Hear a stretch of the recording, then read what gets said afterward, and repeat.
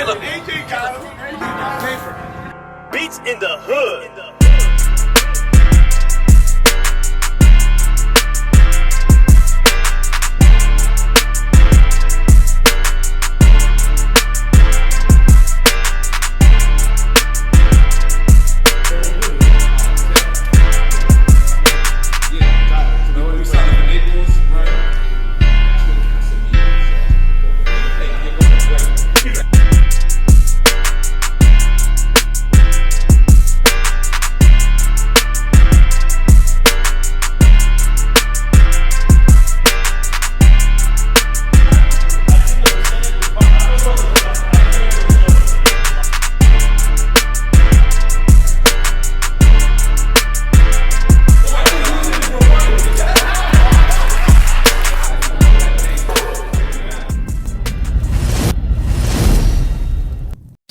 Hoping this would distribute. This is your boy N.O.R.E. What up, it's DJ EFN. And this Drink Champs Yappy Hour. Make some noise!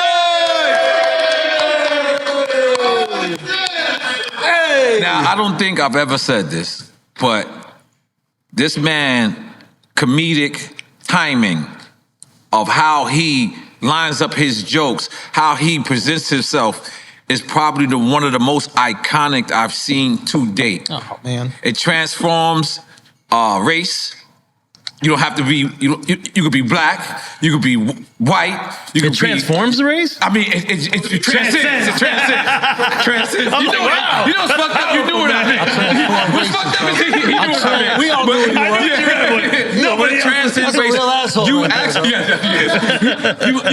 you could be any race. You could be crippled. This man is straight up funny, man. No, we gonna get to all that. That's our favorite race. And it's so needed. You could be crippled. That's right. You know who will never win a race? Down syndrome, this comedy is for everybody. And everybody should be for his comedy. In case you don't know what we talk about the one and only Andrew Collins! You know what I didn't know? What's that? Googling you. How many times I Googled you and Andrew Tate kept Oh, Jesus Christ. I was like, are we getting confused? Yeah, no, not me. But I was just saying, I think Google, do you think that Google transformed you guys? When he Googles himself, you're popping up? I think your Google's racist. My Google's racist. I think your Google thinks all white people look the same. I do have black Twitter. That's all I have. I don't have regular Twitter. I might have black Google. You might be right. Let's set it off with a drink. I ain't not gonna lie. Yeah, we're gonna get started. I want to celebrate you so bad. Oh, thank you, bro. Man. First of all, it's an honor to be here, man. Oh, thank you for joining us. But let me just say something. This special is so special. Say that with all pun intended. It's so special. I remember, this is how good your special is, right? You clearly know that you had a daughter and you were successful in making of the daughter and all that. But when you go through the process, I literally cry. Respect, and I know what the fucking end result is. Yeah, isn't that like ironic? It's like, you know, like at the end, you know it's gonna work. He does have the door. But the process, I just looked and I was just like, you know what? That's what comedy is missing. That's what the greats like Richard Pryor and people like that, they said things that was like the comedic, but shit that hurt. And it was reality, and that's something that I super appreciated. Like I said, I said it on text, and I seen you and Charlamagne said it, but I literally laughed, cried, and then laughed again. Respect. So, thank you, bro. This is a great. So let's stick on a special for right now. Sure. This was your first Netflix special? This is my first Netflix stand-up special. Stand-up, yeah. Okay. I did like a talking head kind of thing. Yeah, yes, I saw that as well. Yeah. You did more than one, right? What was that called? I did America? a bunch of those. Schulz Saves America. Okay, okay. But I would do those during COVID, right. so we did that. But then, because you couldn't, there was no audience. Right. And then, so this is my first stand-up special on Netflix. For Netflix. Watching that other thing on Netflix, what was it called? I forgot. Schulz Saves America. I didn't know that Amy Cooper. Oh yeah. And George Floyd. Yeah. Happened on the same day. Like that's like when he broke that shit down, I was like, this should be in the news somewhere. Like when she was accusing the guy of being the bird watcher, that was the same day as George Floyd. I didn't know that. Yeah, but the bird watcher in New York, come on. Yeah, that was crazy. Yeah. That was crazy. I think he got a show bird watching. No fucking way. Yeah. Oh, good for him. When Karen does do good. Okay, but let's get back to the special. She's the agent. Do you have any Karens in your neighborhood? Let me just tell you something. Yeah. They're kind of nice when they're in your neighborhood a little. I'm gonna be honest with you. Yeah. Every month, my neighbors, they get together and they like do a barbecue. They don't season the meat, so I never eat. Yeah. But I enjoy the fuck hanging with them. They drink Jägermeisters. Yeah. They drink. It's safe. So today, after I leave here, I'm going to my neighbors, and I'm pretty much it's me and Holyfield, pretty much the only people. Oh, does Vander live in your neighborhood? Yes. Dude, was that a floss? I didn't know. I don't know. Hell yeah. Okay, but all right, let's break it down. Yeah. So Netflix approaches you because Netflix is the place to be, right? It used to be HBO comedy and all that. When we were growing up, it was HBO, and then Netflix kind of took over by just getting. They really did by just getting the most prolific comedians on there, and then so I was just doing specials, and then I had this tour that was great, and we started having conversations, and then there was other streaming networks that were also in conversation because you don't have a real deal until you have two deals. Okay, wow. A bidding war of sorts. Okay. Yeah, like because you don't really know what you're worth. Okay, that's what I realized. Because I'm not educated about the game, but in my mind, I'm like, okay, I think I'm worth this, and then you'll just pay it, and then they offer you something else, and then you're like, well, damn, that's a lot less than what I thought I was worth. But if you have another company that's willing to pay you, they'll match it because they don't want to lose you. Like an OnlyFans. Exactly. Yeah. That's where I was. OnlyFans. I was going to do my special on OnlyFans. Well, they are getting regular content now. Yeah, they're trying. They're trying. But you're not really taking it seriously. It's like, remember when Lyft tried to do like a black car?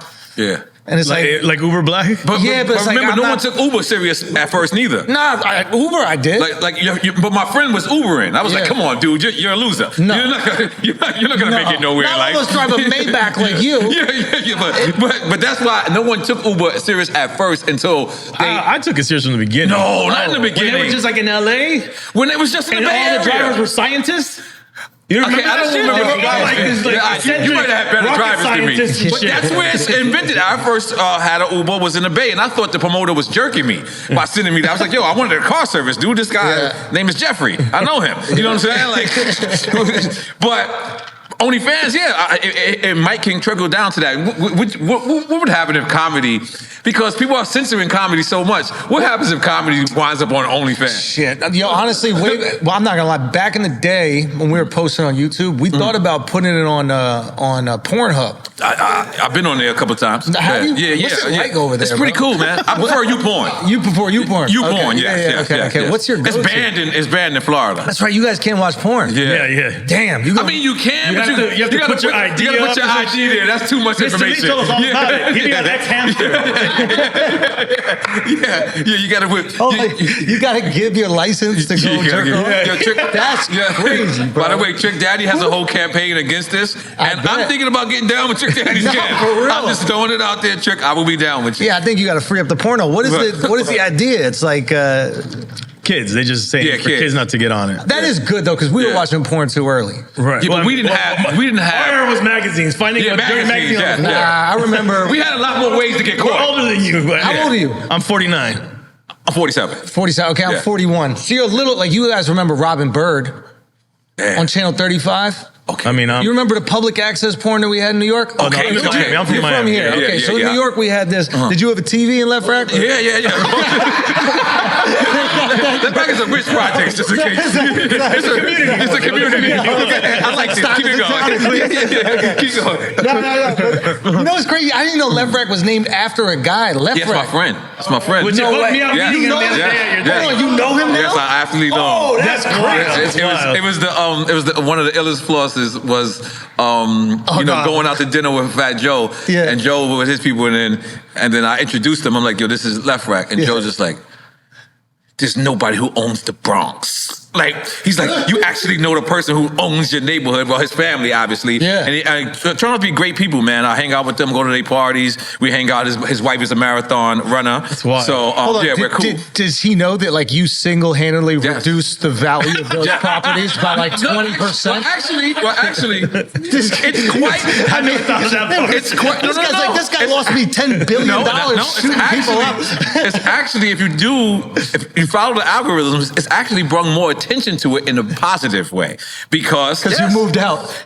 Yeah, we can go in that one with that. But I'll fuck with you. Yeah, but so what were we talking about? Damn, I was just so into it. OnlyFans. What porn you watch? Oh no, I'm done. You're done. Since Florida banned it, I stand with my Floridians. Bro, I'm not gonna do bootleg porn. You know how I used to watch? Yeah. Remember Backroom Casting Couch? You guys remember? Yeah, that our boys out here did it. Bang Bros and them. Wait, you guys knew the Bang Bros? They had a record label, and I was the VP of marketing for the Bang Bros is the van. Yeah, they were a company, and then Reality Kings. How did we get here? This is so great. And then the mecca of porn. Didn't you hire me for a Bang Brothers? Them too. Yeah. Son, I remember my first Didn't you hire me for a Bang Brothers? Yeah, I hired him to do did Bang Bros? Yeah, he did. No, he did. They had in the bus? No. They had a talk show. They had like a chick naked and doing a talk show, and then I had him as a guest on it. They didn't fully warn me, so you just showed up and he didn't even know. He's like, oh. It was just like, oh shit, I'm on a porn set. I had no idea. Did they get after it? Were you there? I don't remember. No, I think after you left, they yes. But they was like, they were pretty. Like almost everybody in this room probably worked for those companies at one point. Really? Right. Is that true? Yeah. Yeah. Okay. Yo, you see him trying to put his shit off on that Miami shit. That Miami shit. That Miami shit. You meet a chick 9 out of 10 times, she probably. So I almost dropped out of college when I found out about that Bang Bus shit. Oh, really? Wow. I remember because I was in freshman year of college. I'm like trying to put my life together and everything like that. And I see these dudes just driving around with a van, getting girls in and getting their dick sucked and shit. And I'm like, what am I doing? Like, spending $30,000 a year to go to college? I'm gonna buy a bus. With a dude that just got here from Cuba. You already got the porn star mustache. I'm built for it. You already like you. That's porn star. I've been using Rewinding. I've been using Rewinding. Keep my stash good. Go online and shop. That's right. Get if your you want to look like a Dominican spy, you gotta use Rewinding. Dominican spy. Oh shit, a Dominican spy. Is that my camera? Okay. So this shit is crazy. This shit looks good though, bro. I ain't gonna lie. So I'm gonna bounce around a little bit. Yeah, please. We're gonna have some fun. You drinking Casamigos? Yeah. By the way, just the repo? Okay. Huh? No, we got Casamigos. It's okay. But also Little Sunday. Okay. Shout out to them. All right. So I just want you to know, we make a bet every time someone's here. Okay. So we predict what they drink. Okay. And we predict if they're going to be on time or not. I fully won the on time. I feel like I know where this is going. No, I'm not gonna lie. You would have let down a lot of people who hate you come late. A whole race? A whole race of people. So white people are always on time to this? You know what? MC Searching them was on time. He was on time. Scott Storch was late. Bert was on time. Bert was 10 minutes early. Yeah. Yes. Yeah, and he's ready to pregame. I was like, I don't pregame was before Kevin Hart on time? Kevin Hart was late, but remember, because we switched locations. We did switch locations on him, yeah. Why? But Kevin Hart's not white, though, brother. No, I'm just thinking in general. I was going on comedian line. You see when black people make too much money? You didn't even say nothing. You just kept it going. But you went with it. You're like, yeah, Kevin. So Kevin is so successful, he became white. He became white, yes. He became white this weekend. But Casamigos, I'm gonna describe to you what Casamigo is. Yeah. Especially Casamigos with club soda. Boom. It's either you're on a diet. Yeah. Yeah. You're very aggressive. Ooh. Or you're not really going to drink at all. Ooh. That's what Casamigo says. But we think you're going to break the Casamigos. Yeah. We think you're going to make it. I see how you guys do this. You like manipulate the guests into getting drunk. Like I'm a pussy if I don't drink. You just called me gay 3 times, I feel like. So now I got to get drunk and say crazy shit just to prove I'm not gay. I'm sure you don't need the drink for that. No, you know what? You know, I'm bouncing around a little bit. Yeah, you know what's one of the parts that I watched the special 3 times. Yes. And on the first... Do you really got a Cocker Spaniel? No, that was the name of a gun. We'll get back to that. We'll get back to that. I got so many New York questions for you. I got so many. Cool. So here's the crazy part. I watched it twice. That's a gun. like cock the gun. Right. I'll break it down for you. So I watched it twice, but I didn't understand the Staten Island joke, right? Yeah. I was like, so the end. I mean, the end. I got it. You know what it was? Yeah. I didn't hear the end the first 2 times. So this morning I'm watching it and I'm like, I have to make this Staten Island joke, make fun, and then at the end, because I don't want to blow it all up. No, you can blow it up. No. I want these people to go out. Seen it already. He set it up properly. He said you said it was scientific reason or something like that. Yeah, I do it like a throwaway. Right. So it's basically this whole story of me trying to get my wife pregnant. My sperm sucks, which you guys know nothing about down here. And God, there's probably Because of the Latinos. and you don't watch porn. Like your sperm is ready. It's like fucking pit bulls.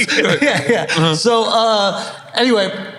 So we got to do like IVF, IUI, whatever. But there's this joke earlier where I do this little throwaway to Staten Island and I say, there's a scientific reason why they are the way they are. But we'll get to that later. It's just a little throwaway. But knowing it the whole time, the last punchline of the the is going to be that. Circle back to it. Shout out Staten Island. Yeah. The lost borough. Yes.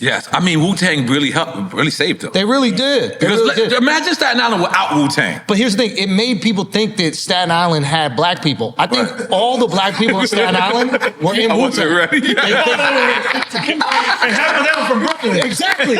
They literally gathered the 6 black people in all of Staten Island like, you're in a rap group, and we're going to call it something Asian. And then, Damn. because the rest of Staten Island is like policemen, it's like Italians and like Irish, right? Yes. Have you met a black dude from Staten Island? Be honest. They're affiliated with Wu-Tang. That's it. Yes, I've never met a neutral Staten Island. Just a random black dude from Staten Island. Have you met an Asian from Staten Island? I've not met an Indian from Staten Island? I've never even thought of these questions.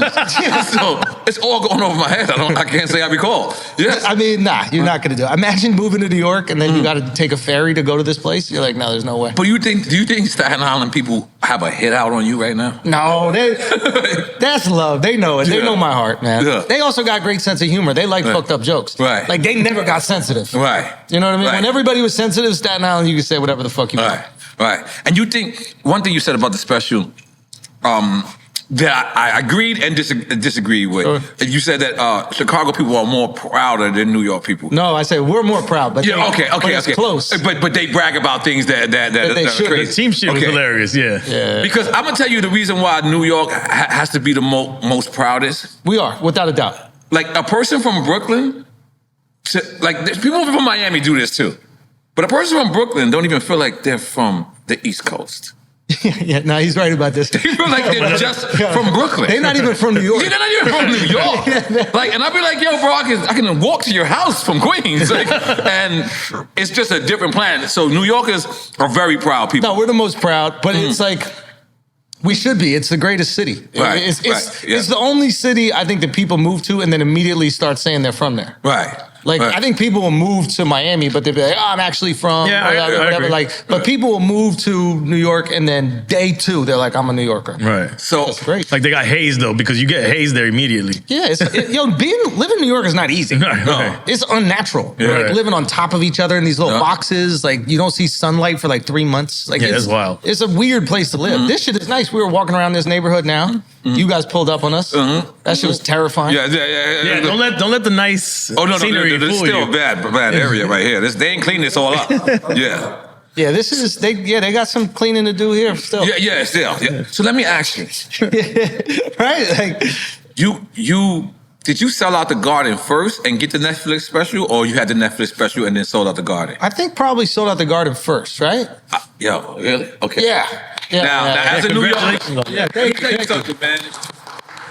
I claimed your success when I heard that. I was like, yeah, because me knowing your story, knowing the underground people, me knowing that you worked with like Smokey Suarez, shout out Smokey, man. Smokey's one of the that's why success and all this doesn't mean nothing. New York to legend, me, bro. He's one of the funniest comedians. Was that the Harlem story that you told? Yeah. He's one of the funniest comedians ever. But let's there's get, a story up. I went up to one of his rooms in the Bronx. Where the fuck was it?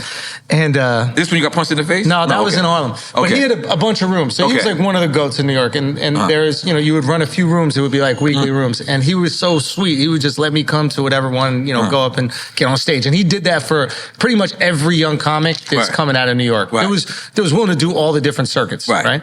And man, he... You good? All right. Don't worry, he's random. Don't worry, he's Dominican. Yeah. He's going to start massaging you in a second. He walked over too confident. Let him get bro. All right. He's Dominican. He wants to be on camera. Pants, bro. He said, look at me, mommy. I made it on that podcast. Okay. In the Bronx. So I went to the Bronx. I was like, what time does the show start? He was like, 8. Get there at 8, right? Mm-hmm. No black comedy shows ever started on time. No, not to this day. That seems like a gross stereotype, but it is 100% factually true. I sat in that bar by myself for 2 hours before Smokey even got to the fucking venue. I was in 2 hours at this place before he even got there. And he's like, why'd you come at 8? I was like, you said the show started at 8. He was like, yeah, you know what I mean, though. Shout out Smokey, man. He's a legend. So, all right. As a New Yorker. Yeah. The Garden. The Garden. This is. That's all we care about. It's almost. I don't want to say bittersweet, but there's no other way to describe it because it's like this is for a New Yorker. What else this is the end after this. Like so it's like. People say that to me. They're like, "Do you want to do SNL?" And I'm like, "None of us watched SNL growing up." Like, like if you, I think The Garden trumps SNL. Yes. I'm trying to explain to people. They're like, "Why weren't you watching SNL?" And I was like, "Cause it's on Saturday night, and I was trying to get some pussy." Like, who is staying home Saturday night to watch people wear wigs? Like, I'm out trying to finger a girl. You know what I mean? Like, it just wasn't part of the culture for us growing up. It just wasn't part of what we did. But The Garden was always a garden. So. Yeah, when I did that, it was just. So let me ask you: do you get the call, or do you call them that say, "I want to"? You ask. Okay, you ask. You ask to do it. Okay, and that shit is crazy expensive. Oh, you have to rent it out. You have to buy it out. You basically rent out the venue. Okay. Yeah, wow. And then so you control the ticketing and all that kind of stuff. The rental is crazy. We were able to do 2 shows there, which is awesome. We sold out 2 shows, and then we almost weren't able to do it because the Knicks and the Rangers were in the playoffs. So we didn't know that we were going to do the shows until like 3 days before. Dang. Because they take precedence. Wow. So if the Knicks had to play that day. You had promoted already? We sold them out already. Wow. And then we sold out for you're months. going to have to reschedule the. I'm watching every Knick game actually caring for the first time in 10 years. Right. Like it was crazy. And so we were able to do the game, and that was just. And we were able to do the shows, and that was so cool. 50 came out. That was like.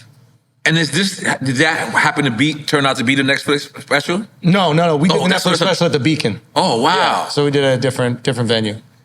One thing I know about you, right? Is every time I go and I look at your comedy, it seems like you always have fresh new material. It seems like you don't repeat. And by the way, I love, comedians who do that because I'm a rapper. I get that I have to use my verse more than one time. Mm-hmm. But when it's a particular special, I don't want to look at a special and see a joke that I heard, unless it's a repetitive joke that continues. What made you always come up with original material? I just didn't want to like waste people's money. Mm-hmm. You know what I mean? Like when you're starting comedy and you're touring, you're going back to the Funny Bone in Albany every year. Mm-hmm. If you're lucky that you could do these comedy clubs. Mm-hmm. And like when people buy a ticket to a comedy club, they're buying 2 tickets. They're probably getting a babysitter. You know what I mean? They're getting an Uber to go there. Like it's not a cheap night. And drinks, right? So if you tell them the same jokes that you told them a year or 2 years ago, you're not stealing money from them, but it feels like you're not really respecting them. And I was always trying to make sure that everybody who came to the last show would come back with friends. Mm-hmm. And that's how I've kind of built my career. It's like, if it starts at 100 and I come next year and it's 300 people, then next year it's 600. And then next year after that, it's 1,200. And then, so yeah, it was just about that relationship and like respecting that relationship with the fans. Okay. Now, this is a question. I'm pertaining to you, but it's a Cocker Spaniel's a gun. How did I not know that? Okay, I'll get to that. I get to make sure we get to that. But look, it wasn't that obvious. When did you find out you couldn't run laps around the English Channel? No, I still think I can run laps around the English Channel, sir. I still think I can. But in fact, I'm going to trying to do that. But you can't run you have to around swim. it. Because it's swimming. It's a swimming. Yeah. I was trying to say I was that strong. So I said, light a candle. Light a candle. If the original line was light a white candle. When you light a white candle in the hood, someone passed away. So I light a candle, run laps around the Angel Channel. I'm so mad I could run laps around the Angel Channel even though it's a body of water. Yeah. That tune was I got a Cocker Spaniel. A Cocker Spaniel was the 22. A Rottweiler was a 45. A 9mm was a pit bull. So that's how we was like we was disguising. So the 22 is just like a little gun. A little gun, yeah. That's because I got a Cocker Spaniel, yeah. Bro, I thought you were like ahead of the game. Bro. You know all these like white girls have these tiny little Cocker Spaniels. I was like, N.O.R.E was doing that 20 years ago. Yes, I was. You go ahead and edit this part out. Leave it just like that. Damn, but when he lost my train of thought. So, okay, my bad. I just got all. I didn't know New York tips. Oh no, I got this. I didn't know about the tunnel. So comedy has been like I look at Archie Bunker. Yeah. I look at George Jefferson. Yeah. And I say these people are legends, but these people, Karens would have canceled these motherfuckers. Sure. Right? Sure. But that made my childhood. Like I had to know that it was people like that existed. It wasn't this community, whether it was poor or whatever, it was people that's outside. But it also lets you know that it's funny to laugh at other people. It's funny to it's funny to laugh at our indifferences. You know what I'm saying? Like, I grew up black and Puerto Rican. Yeah. I got the best Puerto Rican jokes that I got from black people. Yeah, of course. And I got the best black people jokes you got from Puerto Rican that I got from Puerto Rican people. Yeah. But I got to experience both sides. So what I'm trying to say to you is, what comedy being, I don't want to censor it almost. Yo, you know what it is? How do you walk that line? Are still. To me, it's like, well, first of all, if you're offended by a joke, you're allowed to be. That's what I keep telling people. Like, I think there's this idea that comedians are out here going, you're not allowed to be offended by the joke. You like, however you feel, you feel. Like, I don't know how you grew up. Like, maybe something was really traumatic happened to you, and if I'm joking about it, you feel all those, horrendous feelings that you felt as a kid. Right. So you're allowed to feel however you feel. If you tell me I'm making you uncomfortable to your face, I'm not going to say that joke around you anymore. I'll still say it around the world. I'm not going to say it to you. So, like, I want you to laugh. But what I'm realizing now that, like, things are bigger for me is that the way that we grew up, specifically in New York, you probably have it here in Miami, maybe in Los Angeles, maybe in, like, San Francisco, maybe Chicago, but it's very unique. Most people did not grow up with a level of comfort with another race or ethnicity where you could bust balls. People who've been in the military have felt it. Right. Because you to the extreme in the military sometimes. You're protecting your brother every single day. So it doesn't matter if he's Asian and you're fucking black. Like, you got jokes for each other because there's so much love. Like, I'm keeping you alive, you're keeping me alive. Right. But we felt so much comfort growing up with it. Right. We never even thought about it. Like, it wasn't until I got out of New York and maybe went to college that I even knew people got offended by things like this. Right. Because it doesn't come from malice in our hearts. Like, I mean, I was growing up in New York. I never met somebody who was like, I hate this group of people. Right. I never met a person like that. Right. Like, I met tons of people who were like, oh yeah, here we got Chinese jokes, or we got Puerto Rican jokes, or we got Jew jokes, we got white people jokes, like whatever. It's just, those were rampant.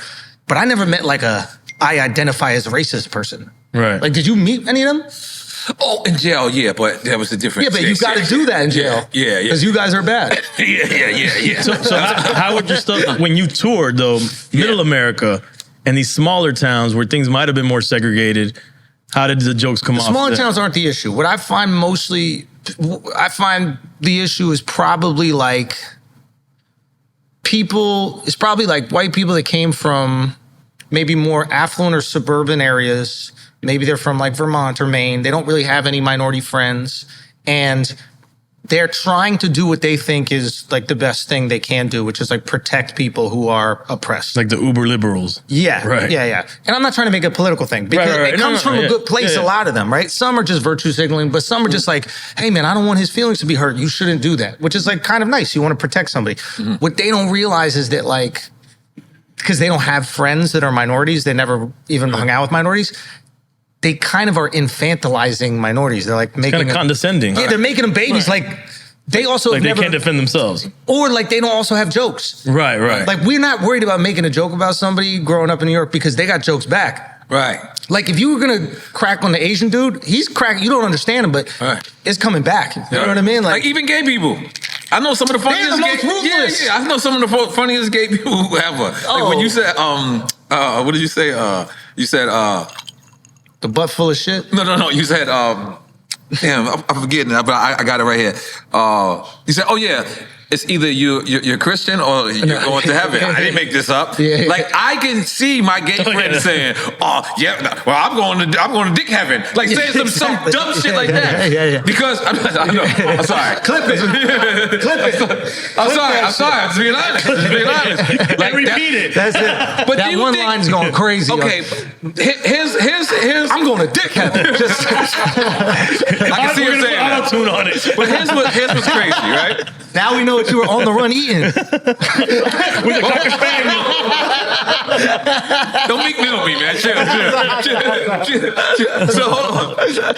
Because that's something right there. Like you joked with Meek Mill. Meek Mill is I love Meek. Free Meek, bro. Yes. What? Meek is straight. Free Meek. Yeah, okay. Meek is straight. Right. Stop saying he's gay. Right. It's you who keep saying Oh, my bad. Yeah. I gotta stop that shit. I gotta stop that shit. No, No, I always say he's straight. Right. I say he's bad at proving he's straight. Okay. Yes. I believe he's straight Like as if well. I call you gay, you don't go, oh, I fucking love pussy.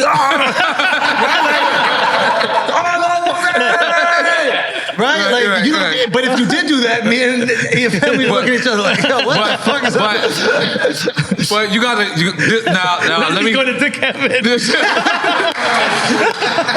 No, but free me. But let me defend I always Meek. say he's straight. Let me defend Meek. And he gets right? a bad shake. Let me defend Meek. Yeah.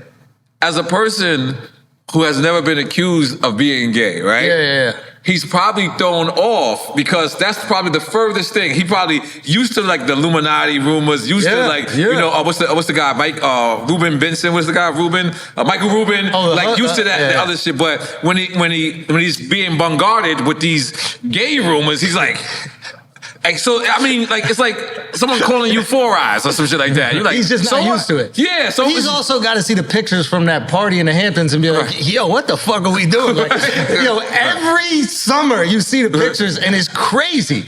But all right, now let me be devil's advocate. That shit is crazy, bro. Every year, there's a suspect waiting picture for you to grab the guy's hips and There's no pictures where they're not hugging. There's no pictures where it's just a regular conversation and a dap up. This is the next summer. It's got a little. They don't invite me to these parties. I don't know. I know why. Because you got a cocker spaniel for dude tries to hug you and fucking. You get invited to those parties? No. But so. Like Meek, again, let me just stay on that for a second. Because to me, Meek is a street guy. He just, like you said, do you ever like be cautious of that type of thing? Because maybe he'll find it funny. I remember at first, he tweeted. Found it funny. He tweeted, and then you doubled down. And I think you tripled down. You're a double down type of So that's the other thing. I'm for like, whatever. No, but let me ask you because as a rapper, he found it funny at the first, right? He tweeted it out. It's funny. And he was like, all right, that was funny, cool, boom, boom. Yeah. But then you double down and then you triple down. Are you wrong if he takes that in the wrong way? Because it's like, all right, cool. I got it at first, but you kept going. He's totally allowed to like be bothered or offended. Okay. Like 100%. And I get that, actually. I understand. Like I was saying before, like how you react to anything is okay. Right. We're not about to police the way Americans react to shit. Like you got freedom to react however the fuck you want here. Right. Within the confines of the law, 100%. But if you're like offended or bothered or annoyed, you're like, why the fuck does this kid do this shit? Right. I would hope that he knows my heart and I'm just trying to like make light of this kind of fucked up situation. Right. But I always, if you notice, like in the captions or anything, I'm always like, yo, leave Meek alone. Meek is not gay. These, because I do think he gets an unfair shake on the internet. Yeah. Like the internet really comes for him because he kind of tweets shit that it's wild. Right. So that's the other thing. Like he can't be, just as I can't be like upset at how he responds to something, I don't think he can be upset at how the internet responds. Right. People think a million different things of me, you, and you. Like we put content out on the internet and they could cut it up however they want, Right. Yes. make us look however they want. narratives out of it. Right. 100, and that's the cost of success. Right. We can't have success. We can have a show where we sit around, smoke weed, and drink alcohol, make money, feed our families, and then go, but why doesn't everyone understand me? Yeah, it's crazy. I had a comedian call me the other day about a doctored footage of Kevin Hart. This, and if I say it, Mike Epps, someone doctored footage of Kevin Hart on our show and Used AI? It wasn't Like they edited the AI, clip but in a they way? edited it where they made, and I was like, Mike, I had to tell him, I was like, yo, That's not bro, real. they got you. I was like, yo, they got you. Like this footage of Mayweather spelling the GOAT wrong on our show. Yeah, that was... Who? No, it was GOAT. It was I said GOAT. Mayweather, yeah. How'd he spell GOAT? No, it was GOAT, sir. He spelled it correctly. If you're going to interrupt, They had him spelling it but wrong. he spelled it right, but they did it. They just changed it around. Then this footage of Lil Wayne literally doing like this.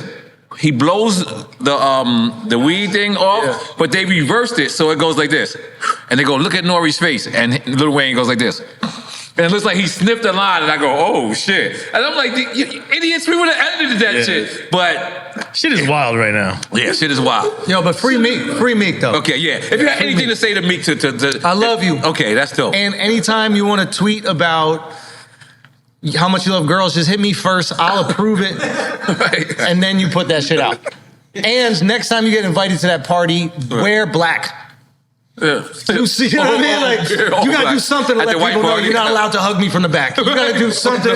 You gotta wear a turtle shell or some shit. You gotta just that party's getting too. It doesn't not feel a little weird, the party. And I know we could just say it's because we're not invited, but it does feel a little weird, right? Yeah, but I want to be invited. I don't want to lie to y'all. How badly? No, I I want to wear a watch there. I want to shut down. want to wear a watch there. Yes, I do. I'm gonna buy a watch just to go there to the white party. Yeah, to the white party. Yeah. Yes. No, I think he means. I think Michael. I think it's Michael Rubin is his name. Right? The guy that does the parts. Right. He seems like a good dude. Yeah, he does seem like a good dude. It's just funny how the internet reacts to pictures, but that's what we do as humans. Like we see a bunch of people enjoying their life, having a great time. Our knee-jerk reaction isn't to go, well, I wish them the best. Right. Our knee-jerk human interaction is, man, fuck you. Yo, but I'm gonna be honest, and now this is for everyone in the room, right? If you look through your album photos, everyone has one suspect picture. I got a million. Of course. Yes. It's just, I'm just being honest with you. You had it on an angle where you look this way and you had your tongue out and you look like Jordan going like that. And you know what I mean? Like everyone has I'm just being honest. If you look through everyone's. And the way they take pictures out. Yes. The guy picked that looks foul, you know, like Right. when the hand was just going like this. Yeah. So it's crazy, man. Yeah. So, oh yes. Okay. Oh, We okay. can segue to flowers. Okay, yeah. What a segue. That was hard though. I liked it though. It was hard. I liked it. But this is what we got to do with this is like, so white people have this thing called like white boy fun. Are you familiar with Yeah, this? it's very gay. It's But just gay jokes. Yeah. Yes, I know about. Yeah, So I got white boy I got fun white is- boy friends. Excuse me. Okay, and Yes. now I think black people are getting in on white boy fun, and it's awesome. Yeah, but they be fucking up though, because they be saying pause and being you can't do that. You can't. You If can't you're gonna do do both. white boy. You can't. His pause has to go out the window. We say fast forward. Fast forward, yes. You Yeah, fast yeah. forward because the other day you was like, I'm getting a date to come. I was like, Andrew, it's not that type of show.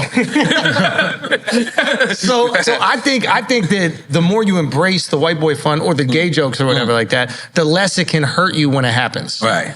Does that make sense? No, but I get it. I drink Jaeger before with Red Bull. What is that called? The Jaeger bombs. The Jaeger bomb. The Jaeger No, bomb. that's Jaeger and With vodka, right? no. What is a Jaeger? With beer. Jaeger and beer. Jaeger and beer. Jaeger Yeah, bombs. you Those drop are your Jaeger Jaeger bombs. bombs. Yeah, that's crazy. Like a sake bomb. Yeah, I've been down with that shit. That's crazy, bro. Nobody gets white boy wasted. Yeah. That is the best. And you know what's great about like real white guys who drink? Yeah. Is they wake up the next day like nothing happened. Nothing. Screaming at the mirror. This motherfucker was fighting the mirror. Yeah. He was punching the concrete wall. Yeah. And he'll wake up in the morning like nothing happened, man. Yeah. It just made my hand swollen. Yeah.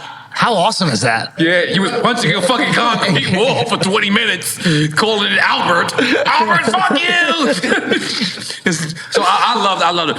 But my only thing is when I'm gonna tell you my rule. I love you embracing our culture. No, I'm gonna tell you my rule though. No, I'm gonna be honest. I'm very experienced. This cultural appropriation. I've been more successful than I have been. This is what I don't do. I don't mix. You don't mix white boy fun and... No, I don't mix drinks. Oh, okay. Because, because they have like certain hours where they change. Oh, and it's like, all right, cool. It's Johnny Walker time. Like, wait a minute. We was just on Hennessy. Don't we stay on Hennessy? And they don't do that. So you find if you keep the same alcohol, you can be more responsible? But I can never let them know that I'm keeping the same alcohol. Because when they switch, I gotta act like I'm switching too. Really? Yes. When they go, all right, cool. It's Jaeger time. I gotta be like, yep, Jaeger it up. It is important to us that everybody takes part in the indulgence. Why is that? Yes. Like if I'm doing shots, everybody got to do shots. Yes. And if you're not doing it, you're like ruining the vibe for some reason. Yeah, we do peer pressure like that. Yes. It's the best peer pressure in the world, though. Yeah, we're good at peer pressure. Yes, it's great. We're fucking good at it. You stormed the Capitol. We did that shit. We got in. Can we talk about that? We got in. Yeah, get ready for They got inside. Everybody talk their shit about what they're gonna do. They got out. What the fuck? And we out. You know how long we've been saying we're gonna storm the Capitol. These motherfuckers went and did it. Yo, one dude had He had a lunch. He What is this shit called? A lunch bucket where you take the lunch? Like they had a lunch box that he planned to stay there. Like he was. That's real shit. Yeah. We thought it was gonna be our country. Right. In 2022, it was ours. In 2022, you did a special and you said that you missed Trump, right? Oh yeah. And now we have Trump back. It's the first time ever we've all witnessed this. We've never seen a president. The context of the joke is important though. Yes, because you say you're a comedian, and you miss how absurd he is, and like the news is just so. Oh, he's giving it to us. Bro, I feel like it hasn't been that many bars. Thank you. You trying to get me fucked up? What do you mean? Elon Musk is a bar in itself. Elon Musk is what repled those constant bars. That's kind of what I think. I think Trump is like laying in the cut and letting Elon take all the smoke. It might be the strategy. Because nobody says shit about Trump anymore because it doesn't stick. Like, I feel like for so long they've been saying things about Trump, trying to make him like radioactive and toxic. Right. And people were just like, all right, whatever. Like they convicted him of shit. Yeah, people got over it. And though. he It was too still much. voted for him, Right. Like, so he was grabbing him by the pussy and everything. Son, I did defend that one. That is You wild. defended it, you said? I did defend that one. Yeah. I did, because he was like, if you're famous, like you could do that. You've been famous. Have you found that? I'm married, bro. I'm married. I've always been married while I'm famous. I'm married too, but I've had 1998, the best year of my life. I still have never grabbed nothing by the pussy. You never grabbed it by the pussy? I don't think so. That's good for you. I think it might have been the fifth, not the first. Yeah, you can't start like that. But if you use rewinds, you can absolutely grab it by the pussy. If you see a girl walking down the street and her pussy looks ungrabbed, rewind it. So the disguise. Is this real or not? It's real. Fuck out of here, bro. Bro, not this box. It's an actual box. Look at what they're gonna say. Look at what N.O.R.E gonna sell you. Look at what N.O.R.E gonna sell you. You buy a whole box of nothing when you buy a rewind. Make good noise for that. So let me ask you, as a comedian, is Trump giving you the material that you need to successfully deliver these jokes? Nah, not anymore. Yet. Like, it was fun, like, in the beginning when he was just so... People couldn't believe what was happening. And now I think it's very common. Like, so in the early stages, we all kind of knew he was funny, but, like, people were scared to admit it because they're like, well, if I say that, what will my friends think? Right? And now that he's won, and he won easily, and he's popular, and, the majority of the country supports him, it's no longer dangerous to defend it. Right. You know what I mean? If anything, it's more dangerous to defend the opposite side. Like, that's more fun and exciting. I think with comedy, you always want to go against the grain. Like, it was risky to defend Trump with the grabber by the pussy shit. Like, so that was a fun joke for me. You know, so I'm thinking about, okay, like, how could I, this is a crazy statement that he said. How could I defend this? Like, what's something funny about it? You know? So I write a joke about it. And so now it's like the opposite. What is the joke defending I don't know, lighting Tesla on fire or some shit, which I don't think you should do. But like, what's the funny joke defending it? Right. You know?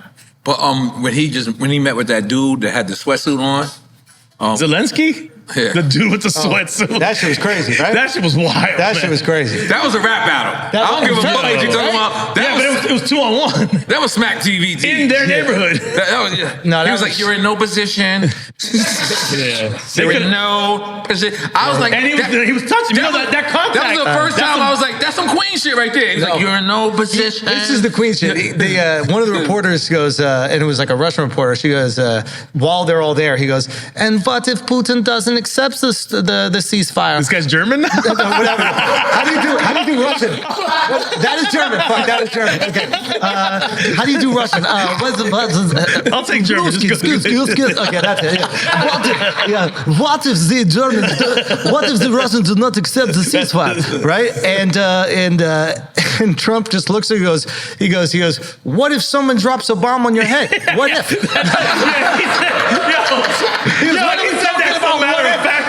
But this is what people don't realize, and I keep telling people, Trump is like this billionaire, he came from money and all that kind of stuff, but he talks poor. Yeah. Like he doesn't talk like he comes from money, like he went to Ivy League schools. No, he talks 100%. like he's from the block.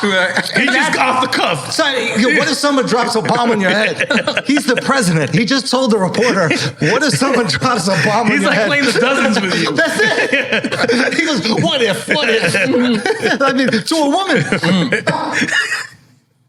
So I think there's a relatability to that. And now I think most people are like comfortable saying that. Right. So it's not as like dangerous to defend him or like even admit that he's funny. Like obviously the guy's funny. We all know he's funny. You think he thinks he's funny? Yeah. And he like when we interviewed him, if he says something that makes you laugh. Oh, that's right. You guys. Yeah, like he said this shit that made me laugh. He was like, yeah, I got shot, and you know, these country doctors, and I laughed because it was like he's what? Because he's so New York that he don't even realize it sometimes. So like he called a doctor in Ohio a country doctor, and it's just like that's where he got shot at. Yeah. Oh, I thought it was it Pennsylvania? Was it Pennsylvania? Sorry, Butler, right? Yeah, Okay. but so it's Pennsylvania, not even really like middle of America. No, yeah. But in his mind, if you're not from New York, you're from the country. So he goes, right, Miami's a country to him, exactly. probably. And these country doctors, you know, like in his mind, he was surprised they had instruments and shit. It was, you know, so these country doctors, and I laughed, and he saw me laugh, and he kept saying it a few more times because he's like working his set. Yeah. But that He's shit tweaking me. it. But like anybody else would be very like disciplined. They'd be like, oh, this doctor was excellent, and the training that they received, and he was like, nah, this fucking country bumpkin with his overalls fixed my ear pretty good. You know, he's a wild boy. I mean, Right though? yeah. No, yeah. But going back to you having him on the show, did you get any other insight of having him in person in front of you? Like that you And that was the first time you met him? Oh yeah, he's like a cute listener to like what people are going through. Really? Yeah, like, and it could be for better or for worse, but that's I think his competitive advantage is like if you are saying something is bothering you, he will listen. Where a lot of politicians on both sides, they might hear you, but they'll go, we know how to make it better. Just trust us. You guys sit down and don't do anything. Whereas Trump is used to entertainment and TV. He's used to the ratings. He's like, what do the people like? Okay, let's do this. Oh, they like when I say you're fired? That's going to be my tagline. You're fired. Like he's very in tune with the audience, if you will. So it's not surprising to me when people are like, man, the food is unhealthy in America, and he appoints the guy who says the food is poisonous to run the food. Right? Like it's just very transactional in that way. Who? Robert Kennedy? Yeah. RFK, yeah. So and what's wrong with his voice? I'm not gonna too much white boy fun, bro. Too many Jägermeister. He definitely sniffed a lot of cocaine in his life. I think he admitted he was on heroin for years. That's right. Yeah. He wanted to do drink champs. Yeah. And we should have Why him are you drink laughing champs. at that, bro? Why? Wait, I missed that. What happened? Why are you laughing at it? Yeah, we got a heroin fiend Make running some the... noise for Robert Kennedy doing that. Yeah. You welcome over here, goddammit. You ain't banned from here.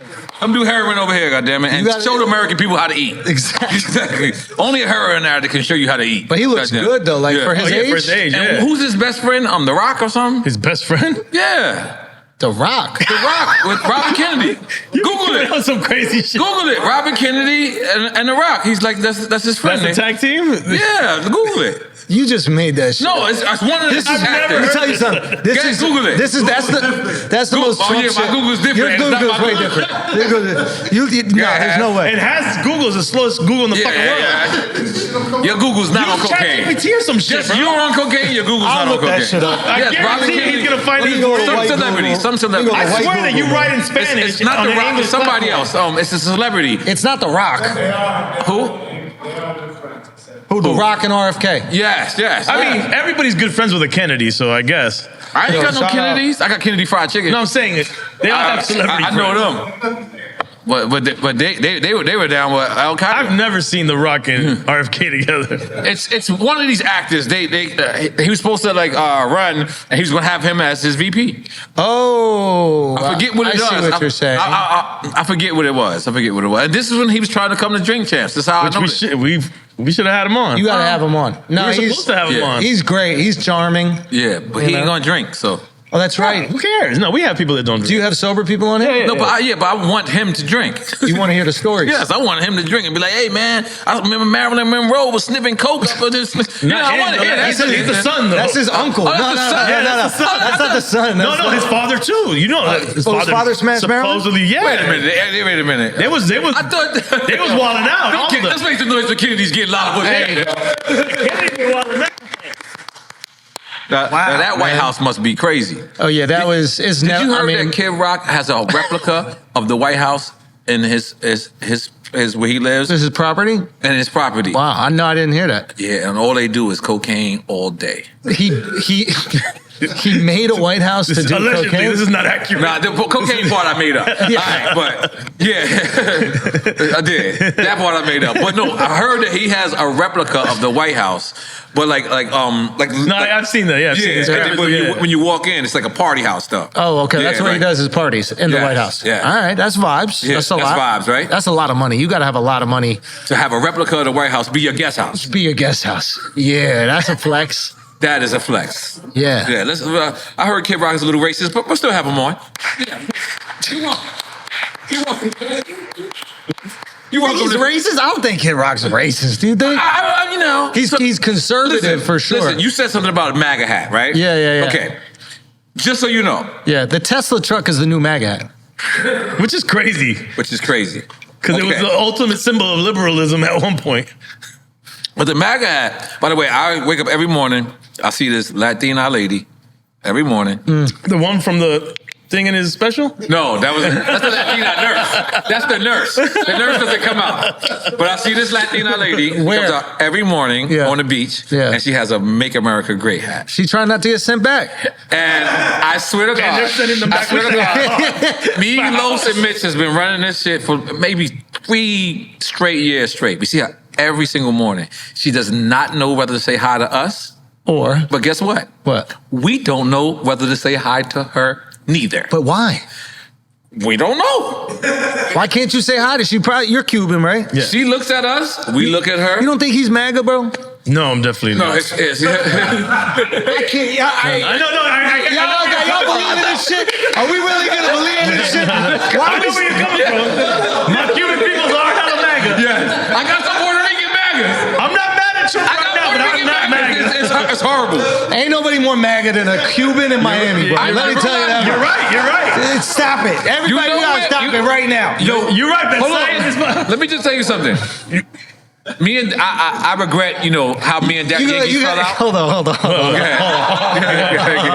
Let's go. Would you say the Cuban community here, especially in Florida, 100%? 100%. Not 100%, obviously, not 100, but mostly. The majority, yeah. But this goes back to the Kennedys, Bay of Pigs. This is very historical with Cubans. Well, I think that's it. And being Republican, I think that's an important thing to understand. Is like, so if you understand like what Cubans have been through, you'll understand why they're so concerned about a country going towards communism. And they see liberalism go to socialism, then to communism, right? So anything super liberal, they get concerned that they're going to go through what their family already went through, these horrible stories, right? Where they lost everything. Right. Because I don't think anybody gives pushback to Cubans when they say what they experienced and how they don't want to experience it again. Right, but they've gotten pushbacks. Because people don't know the history. But people who know the history understand And as a Cuban, I'm confused sometimes too when they're so MAGA because I'm like, this administration is also very cozy with Russia, Putin, a former KGB, the ultimate communist, so that's a little confusing at times. So. For sure. What's the guy name that was running for President John?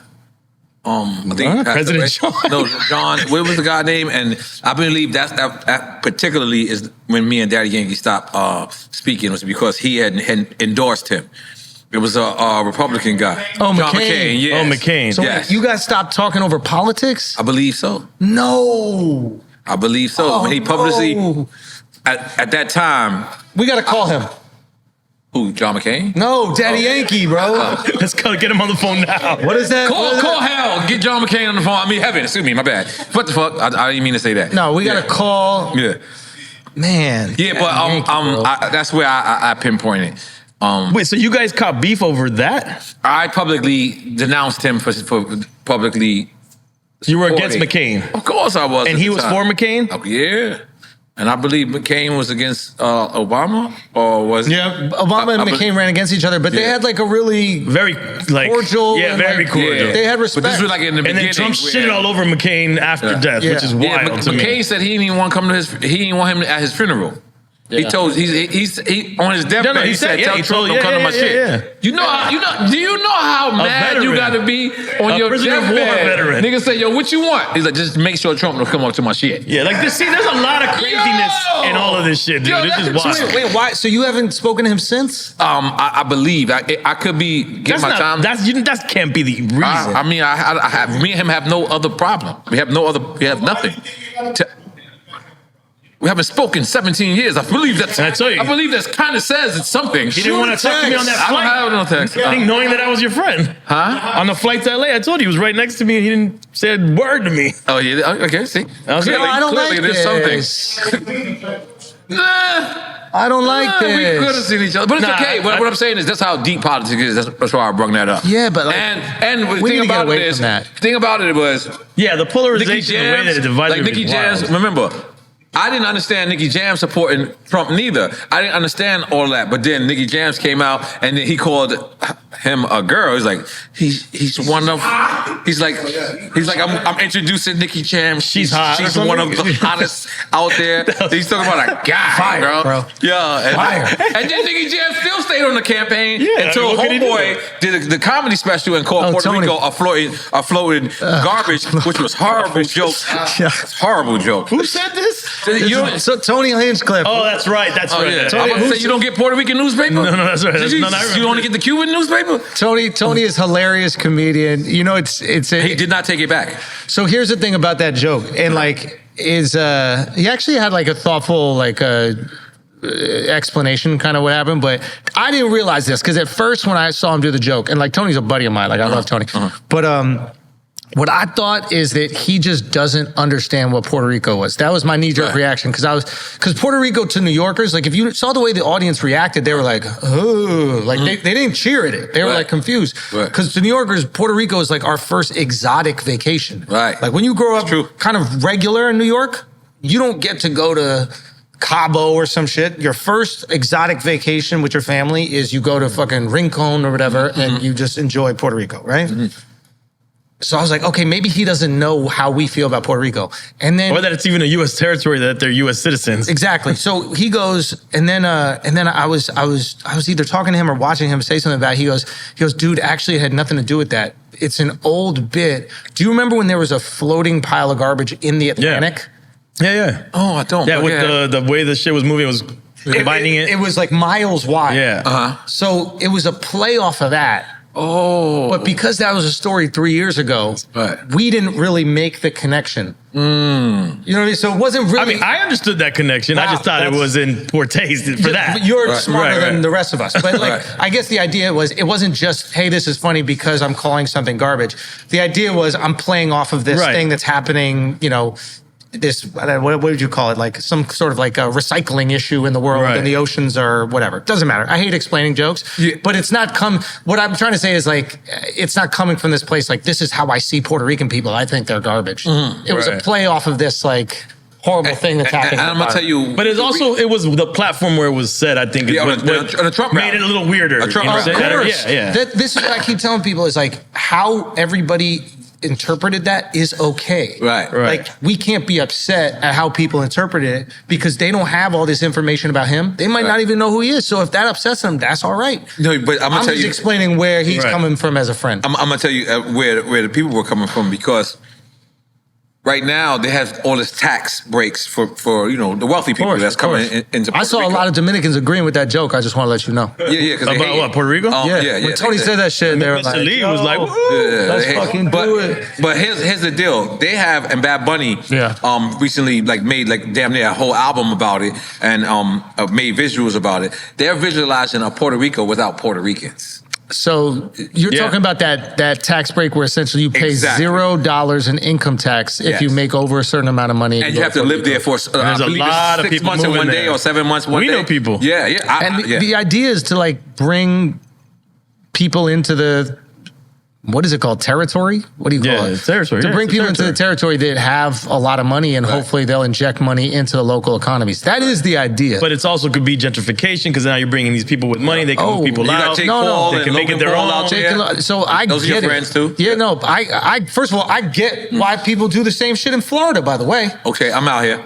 Like, you know how much taxes cost in New York? And then you moved here and you're like, whoa, I could save a lot of money. So much better. Exactly. So Puerto Rico is the Florida for Floridians. No, it's even better because I don't believe there's no federal tax in Puerto Rico. I believe it's But do you get what I'm saying? Like, in Florida, it's still federal tax. Of course. What I'm just saying is like, so in New York, let's say you're making a lot of money, you spend in 50% in tax, and then you got to spend 5% in city tax. Yep, and then property tax if you own. So you're at 50% at least, or maybe a little over. You come down to Florida, you save 13%, right? So let's just do raw numbers. If you're a rich dude, you're making $10 million a year. You're saving $1.3 million cash a year just living in Florida. Right. So I got that. So that's why a lot of people move to Florida. Now there's a lot of part out. You stay where y'all at. Yeah, they do the same shit. We should just put another state. Yeah, but another state. When you move to Minnesota, they do it in Texas too. And then there are people that go, okay, I can save 13% here, but wait a minute, I could save another 40% on top of that if I move to Puerto Rico and I just got to stay there for 6 months. And I travel every weekend. That's not even really moving there.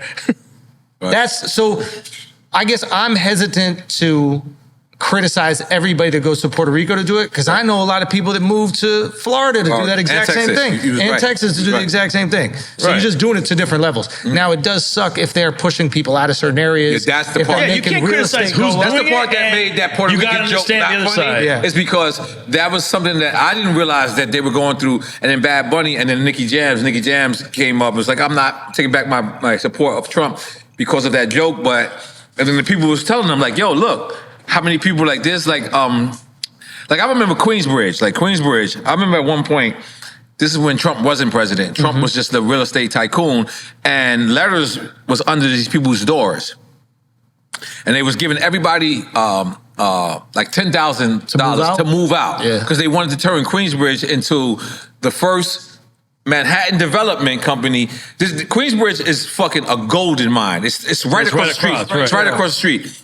And I remember like people like, that was like the first sign of gentrification ever hitting New York City. Yeah. And I remember people like, certain people were happy. They were like, I got $10,000. And certain people had nowhere else to go. So it's a totally different thing. What's tricky about the gentrification thing also is like, there's a lot of people that are minorities or whatever that ethnic group is that like have lived in that area forever, right? Like, and they bought their homes there. Oh, so they're making a... And those people are actually really making a lot of money because of gentrification. So there's this one argument where you go like, it's really fucked up that this other group is moving in and causing prices to go up and moving these people out of the community that they built. There's another part where it's like those people that made that investment in that area are now getting reward off their business. They get cashed out. They're cashing out. Low key, it's like white people get to do that all the time. They get to buy real estate somewhere and then they get to sell it and nobody goes, how dare you sell out the community? Everybody goes, oh, you're a smart real estate developer. Right. But the second a black person does it or a Latino person does it, they're like, how dare you sell out your community? It's like, real. He's just trying to make... Like, but most minorities don't own in their community. That's the problem. That's where the problem is. That's not entirely true. I think the percentage would probably... I don't know this, but I'm sure it'll show us that it's lopsided. No. I get what you are saying, but there are definitely ones that do. Right. And like, there's part of me that like goes, man, I don't knock that person that has an opportunity to make life-changing money of selling their brownstone and like... They could take on crazy debt to put their 3 kids through school, or they could make billions of dollars selling their brownstones to some fucking white family from the city, and now their kids don't got to worry about college. Like, this shit is a little bit more complicated. It's mad complicated. You know what it is? Sorry, political, so I'm going to switch back to the interview, but it's an example, a perfect example that's just happened right now. It's Flo Rida just bought a whole goddamn fucking plaza, block, a whole fucking him plaza. and Freezy, right? Was it him and Freezy? Who did it with him? I didn't know if he had a partner. All he has a partner. My bad, Freezy. What's his name? I think it was Freezy. Right? But Flo Rida just bought a whole fucking thing, right? And then I saw that. I wanted to promote that, but then I seen Trick Daddy double down on him and was like, "Yo, I'm gonna actually have a store there." Like, do you know how much? And I'm not saying black or white.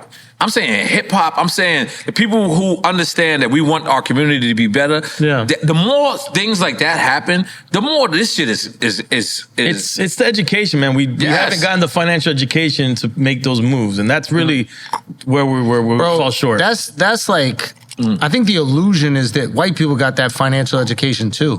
Like, I'm financially illiterate. My parents were financially illiterate. Wow. They were fortunate enough that they made money. Like, my parents had a dance studio. They were teaching dance lessons, and then dance lessons were popular, so they were able to make money. And like Manhattan, yeah. And but like, the illusion is that I think that there's like, the majority of us know what the fuck is going on. We don't. Right. And I think that's where the resentment comes from, is like, you see these people that understand the stock market and they understand investing, they understand real estate, and they seem to get richer and richer and richer. And I'm going to use us, like, obviously we're doing well, but like people that grew up similarly to us, we grew up at different levels, but still without like this, maybe you're financially literate, I don't know, but like I didn't grow up learning about none of that shit. So the rest of us are kind of like, hold on. How are they making 30% on the stock market? I don't even really understand stocks. No, we grew up scared to invest anything to anything. Because I heard the market's going to crash. I'm going to lose everything. I'm going to invest money into this thing that's called a stock that I don't know and I can't grab it. I can't use it. So of course I'm going to buy something stupid that looks like I could use. A watch, a car, whatever. Jordans, right? Exactly. Because in my brain, I'm like, well, at least I can hold it and it has value and I can see it. Right. So I think that, like, to your point, that financial education, getting as many people that grew up without that education, which is really passed down from your family, it's not at school. Right. But getting people invested into the market, or at least understanding what the market is, so that they're not so intimidated, then they'll feel connected to the success of America. Right now, it feels like there's a few people that make a lot of money in America, and everybody else kind of just like hopes to get lucky. Right.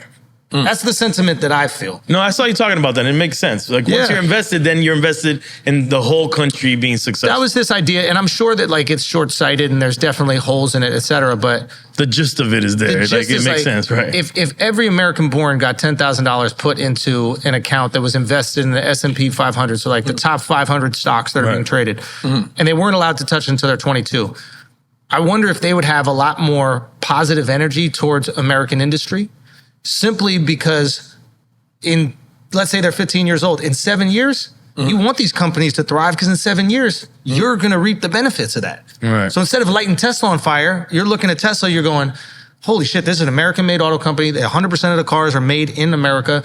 I'm invested in that company. I want it to thrive. Maybe I disagree with Elon on all this other stuff. And protest, that's American. Like, find another way to protest. But I'm not going to light that shit on fire because, hey, we're all invested in the success of this company. Right. And I think that's what a lot of the politics shit misses, is like, there are people that they come from situations where they don't have access to this type of financial education, and they are left behind, and they're just looking at these politicians going, you all are lying to me. I'm waiting for one of you to actually look like you care. Right. And I think also people lack in this country historical context to a lot of things. So they'll get mad about something right now, not understanding a backstory. They're like, no, we live in the present, but this is what happened right now. Sure. But you don't understand what happened here, and here that led us to here. And not knowing that, if you knew that, then you could maybe understand people more, put yourself in their shoes. Absolutely. And we'd have more understanding. Let me switch it up for a little bit, right? The beautifulest thing to me about your comedy is I can actually just put it on, strap. I could walk and just listen to you all day. Like all your comedy. He's gonna strap you on, man. Oh, no, damn. you like that shit. Sorry, you walked out. I gave you alley-oop. He's with you. He's with you. No, because Hold on. the thing about it is, like, you know, I got the strap. so many different times, if you name, you know, a comedian, you'll say he's a Mexican comedian, and then you'll say he's a Puerto Rican comedian, or he's a black comedian, or he's a white comedian. I feel like your comedy is so good that I don't think people even address you as a white comedian. That's interesting. You know what I mean? Yeah. I feel like you are like the Michael Jackson of white people, meaning like What are you meaning by that? makes sense. Meaning like you transition because people don't judge you race-wise. Right.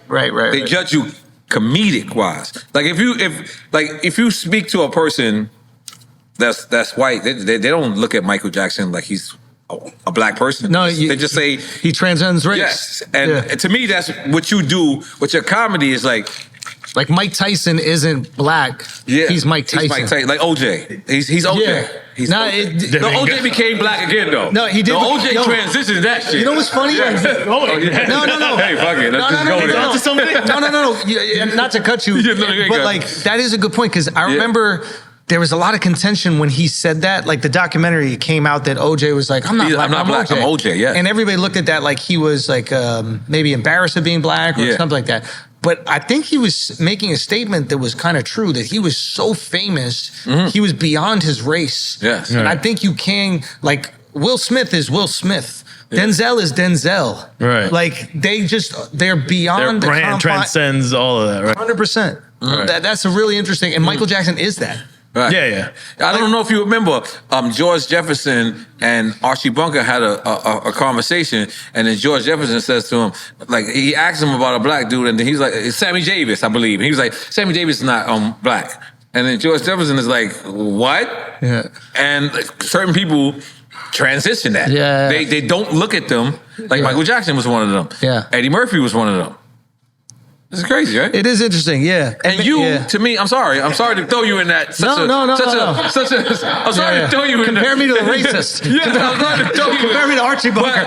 But I literally listened to your special as I was jogging. That's what I meant by strap on. Yeah. So I was jogging, and I was like, I pictured myself as a white person. Yeah. And then I pictured myself as a Chinese person. Yeah. And then I pictured myself as every race that I could think of. Yeah. And I was like, your comedy is that good. Appreciate that. Is that I felt like I could appreciate the comedy as any race. I appreciate that, and I think that I genuinely give all the credit to that, to like growing up in New York City, and I don't think it's even possible to do without growing up in New York City, because that was my school. Like I went to public school in New York City. Like half of my public school was Asian. You know what I mean? Like it was just, you are around so much diversity that you learn how to communicate with each other, and it's just natural. Like I'll be honest with you, it's probably more uncomfortable for me to be around like some super rich, like snobby white people than it is to just be around like working class, middle class, everybody else. That's real. And we don't talk about this a lot, but a lot of it is class. You know what I mean? Like just being around like super rich, bougie people, it's just a little different. And it's not like a language that I communicate in.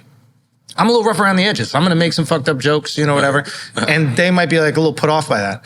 But that's a New York thing 100%. We are comfortable with each other. Yes. We say these jokes about each other. And I think, No, but how is that gay? We're comfortable with each other. And who paused that? No, but he did. Because he heard it in Spanish. This is why I love.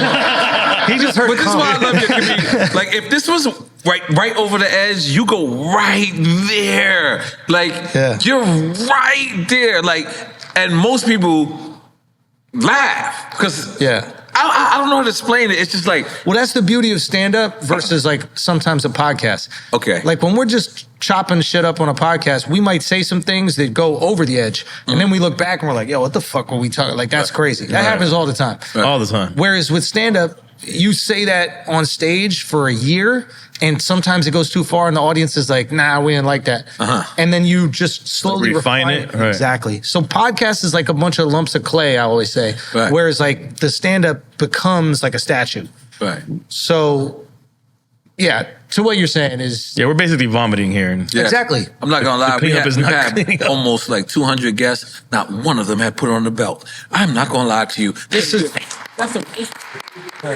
Yeah, but our show is about giving people their flowers. N.O.R.E, this is called white entitlement. That's right. That's right. You won the Let me just tell you something. Our show is about giving people their flowers. Yeah. Where they can smell them. Their thoughts where they can tell them. They drinks where they can drink them. Which he's slow drinking. Yeah. getting there, I'm and we getting want to there. give you your flowers. Oh, And we want you to understand your comedy is needed. do I keep it in the case? Yeah, No, yeah. Keep it in the case. Oh, it was chocolate. Yeah, yeah. No, no. Go play the flowers.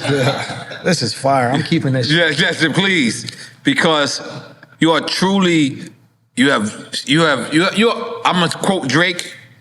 You started from the bottom and now you're here.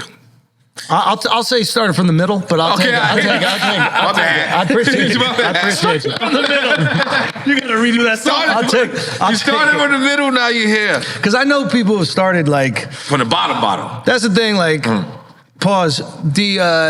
Where did that pause come from? The bottom. Yeah. Do you know what the bottom is? Yeah, I mean, I wasn't even going there. But what's a bottom?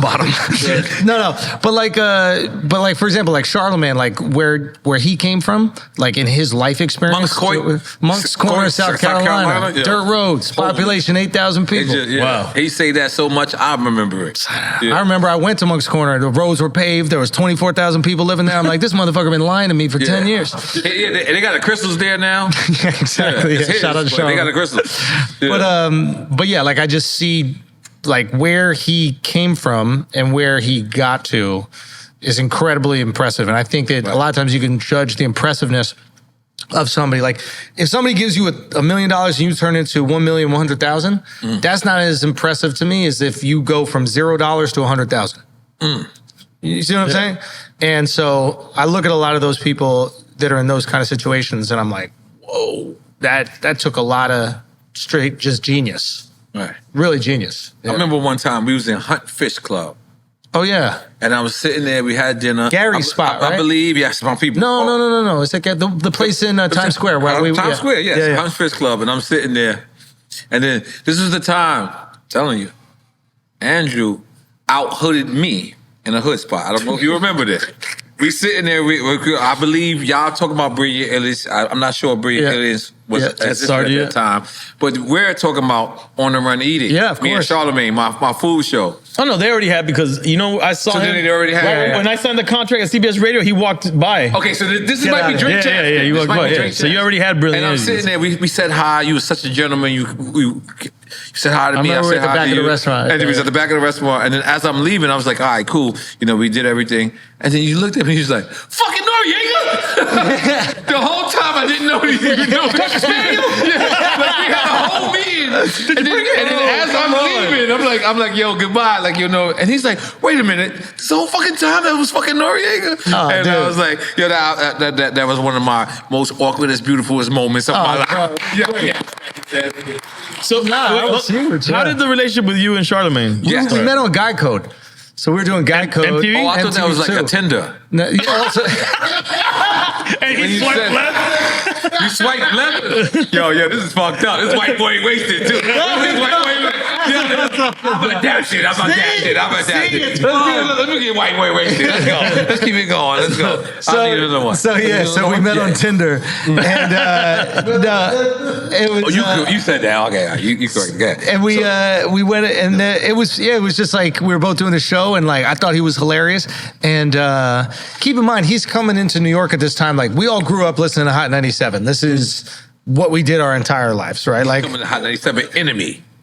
But wait, didn't he work with Wendy Williams before? No, but Still Hot 97 enemy. Remember, she left Hot 97 So she to was build in- her shit. Okay. She was in Philly or something like that, right? When he worked. No, he went to Philly. She still had syndicated in New Got York. it, got but it. was just Philly, New York. So what he's saying is correct. He's almost enemy number one. Right. Like I don't Hot think 97. It's Hot 97. That's it. Hot 97 was life. Like you're That's a it. radio, you understand. Like in Right. terms of Yeah, like yeah. hip hop, like the way that we, especially in New York City, but also the world. Like I think that was a lot of like America's access to hip hop. Yeah. He's Hot correct. 97 It was Hot the 97 beacon of and that's hip hop. it. Yeah. And they course, made like- you choose gangs. I Right. promise you. I mean, it's just like, and then Yeah. he came in, and to see like Hot 97 deteriorate into what it is now compared to what it was. Don't say deteriorate. Sorry. Okay, all right, cool. We still love Hot 97. Please. Listen, I don't want to be insulting, but like clearly there was a victor in this battle. And Okay. Breakfast Club became one of the most prolific like hip hop shows in the world. And I know that for a fact because when I would travel the world and do stand up, Yes. people would come out from Breakfast Club. Like they would come out from Brilliant Idiots, which was Wow. born off of the success Right. of Charlemagne and Breakfast Club. Right. Like to see what I mean, and that was like Radio Wars. Like Yeah, people don't we've even seen it. realize Those that was nasty. nasty. It was like gang wars, like straight Like, up. Yeah. Violence. It is gang war. Right. Like I think It was people like- don't. People think it's just the artist that was doing that shit, but it's the radio guys. Which I thought was a little ridiculous for it to get that crazy. Agreed. I don't know how many. I don't know. I don't want to tell anybody else's stories, but like, yeah. Well, It's, go ahead. Let me know. Nah. You guys know more about that than me. Yeah, I do. Let's go. So tell me. No, what do you know? wait. Tell me about the radio So wars. how does Yeah. that connection though? Like that initial Charlemagne, connection? yeah. Oh yeah, so then we were just doing pods, and then he hit me because a guy named Chris Moreau, who produces the podcast, Loudspeaker. Loudspeakers Network, of course, Which had approached us originally to do Drink Champs. Yes. Oh, really? Big up Chris. Yeah. Chris Moreau. Oh, you guys should have done Drink Champs, man. We got. Well, it wasn't Drink Champs yet. They approached him to do a thing that we used to do on Sirius XM together. Got it. As your own thing. Well, that was Right. smart of them to do it. Well, Yeah. Anyway, and he was like, "Do you guys want to do it?" And Charlemagne I would just get on the phone every week anyway and just talk shit about whatever it was. He's like, "Do we just do this as a podcast?" And we did it, and it was successful almost immediately because of him. And people were listening to him every single morning anyway. So listening to him on a podcast wasn't this like foreign Like thing. an easy. It was like I want more of this guy. Right. And yeah, from there the rest is history, man. But it was awesome. It was just awesome. Yeah. So tell me Radio Wars. Because I really don't think people know how serious it got. No, it's, No. Radio Wars is serious. I don't know if people know. he doesn't want to go. He doesn't want to. I know you don't want to. I don't want to. He's like, I still want to be on the radio. Yeah, I kind of do. Yes, but I'll be honest with you. There was an incident that happened from the Hot 97. I was not Talk about there. the incident. Yes, I mean, I'm not But that has something to do with the wars? With the radio wars? He asked me my experience. With Oh, radio wars, I thought he was- Yeah. I mean, I I can't. thought he give was him- talking about the wars between the radio Yeah, stations. I'm taking can't all give stories. Anybody else other Go story? ahead, bro. I Give it can only to him. give my story. Dale, get the word. So, there's a shootout that happened in front of Hot 97. I was not there. This is when Hot 97 was where? Hudson Street. When it was still, yeah. Yeah, this is when the feds came and it's a Little Kim, Foxy Brown, Capone Noriega, whatever. And it was like 21 shots that happened. I had nothing to do with it. I wasn't there. Just my story, I'm sticking to it. This is a war that happened at the radio station, not the radio station war. But that's where the people would, that's the other thing people don't realize is like, that's where the rappers would go. No beef all the Yeah. time because they So- would see each other there. Right. Exactly. So it's easy to say Capone and Noriega, Junior Mafia, Little Kim, and Foxy Brown was banned for life from MS Broadcast Wow. / Clear Channel, I believe. I could have. Yeah, it was a big incident. It's a big incident. We are dead. It's like a year and a half. And yeah, we're basically dead. We had, even the radio stations that hated Hot 97 stood by them because they was like, that was disrespectful what happened. Mind you, no one anticipates this at all. All of a sudden, radio station comes out of nowhere called Power 105. Their first event or first whatever had Little Kim on there. The band Little Kim at Hot 97. Me, I'm the band N.O.R.E. Called up Def Jam immediately. Mike Kaiser, what's going on?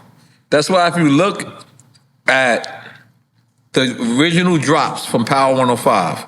I'm a part of that army. I'm the only one that says, I do not say I flip the switch.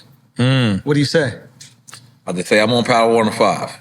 Because Hot 97 held me down at that moment. Hot 97 said, we're gonna clear you because we actually they had to speak to the fucking car service guy to literally say that N.O.R.E wasn't there. Like they had to do their own deposition. You know that shit where, with the car service. This is real shit. I've never said this publicly. This is how I got, and then Russell Simmons took that and brought it to... Because the press thought you were there. Even I knew him and I called him like, yo, you good? He's like, I was there. I forgot. You good? I forgot. Yo, you know what? Damn. He's like, no, I do remember. He didn't believe. I'm like, I wasn't there. It was two-way. I did two-way. Yo, I do remember that. And so if you think about it, out of everything that ever happened, I'm the only person that's from that Def Jam era. Def Jam had control of Power 105 at that time. Sorry, I don't know if they have now. But I'm the only one that just says, don't flip the switch. I don't say don't flip the switch because I was a Hot 97 artist and that was it. But that's how deep the radio wars was. Was I literally couldn't get shows in New York City, but my record was playing around the world. But New York City ran the fucking world. Yeah. So this is around when? Like this isn't Super Thug. No, this is late 90s, early 2000s. Early 2000s. This is early 2000s because this is early 2000s. It was after Bang Bang. This is Bang Bang. Right. This is Bang Bang. So it's 2004, something like that. I mean, we got a Googler that's not Googling. Oh man, Jesus, man. His Google, his dial-up. He got fucking Medellin Google. He's Googling on a rotary phone, bro. Look at the way he Googles. He's like, he looks at us and it's still. All right, so that's quick time of slime. Oh, we doing that? Yes. Right. Yeah, we got it. Is he gonna finally drink? What's that quick time of salon? Okay. It's my third drink. She keeps giving me drinks. Yes. All right, this is our drinking game. Okay. We're gonna ask you two questions. Yep. You pick one. Okay. We do not drink. Wait. If you pick from one of the two, you do not drink. Two choices. Yeah. You get two choices. You pick one. We don't drink. Right? I don't know what you're saying. I'm gonna give you two choices. Okay. John or Joe. Okay. Right. If you pick John, we don't drink. We don't drink. If I pick Joe, we drink. No, if you say both or neither, like you don't want to answer the question. Okay. Just let's start it and you tell me what happens. How many times have y'all done this game? I have no clue what's going on. Every episode. Yeah. This is how you describe it? No, and it's always a terrible description. Okay, good. Me and him both describe it. We debate he used to describe who describes it. Who describes it worse. Spanish. So you're right about early. Thank you. Thank you for not understanding. But understanding. Get his shot ready though. Yeah, that's please. I got a drink here. I'll drink this. No. That's not the way this works. We don't do that here. Dangerous. You're on drink champs, not water champs. And I'm gonna change my liquor on you and everything. Oh, what is that? Candela. Remember Pitbull's Mama Juan. But tell them when we drink it off camera. Shout out to Bert. Bert who sent us this. Bert Kreischer and Tom Segura have. Tom's a part of that too? Yeah, both of them, because they're the two bears. Oh, that's right. That's their podcast, right? They're killing it with that. I think me and Bert should make twins over. I think sounds that's weird. A great idea. Oh, twins. Oh, the song? No, the movie and the song. The song. And the song. But that would be a good promotion for the movie. I was too hip hop on that. You went way too hip hop. You went way too DJ. I didn't say you a DJ without being. I'll say you're a DJ. You're crazy. All right, so we ready? All right, let's go. All right. I still don't know what we're doing. This but is what we drinking off camera, just in case y'all don't know. This is the shots that we're drinking. Dos Osos? What is it? That's hilarious. Hey, I'm not gonna try that. But why two of the whitest dudes in America have a Spanish last name? Tom is Peruvian. Yeah, but it says his Puerto, white so, right? cancels his Peruvian. It does kind of. It kind of cancels because he's so white. Yeah. He speaks Spanish though, so he might be out Spanishing me.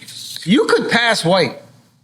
Yeah, they've been saying that. But it's just, I've heard Arabian, Mexican, Puerto Rican. Definitely. After 9/11, I was getting the TSA fucked up shit. I like that. I was like, alhamdulillah. I like that. Before you pronounce that too. Okay, so he's a spy. This guy's a. How did we pronounce this? No, I'm very Cuban.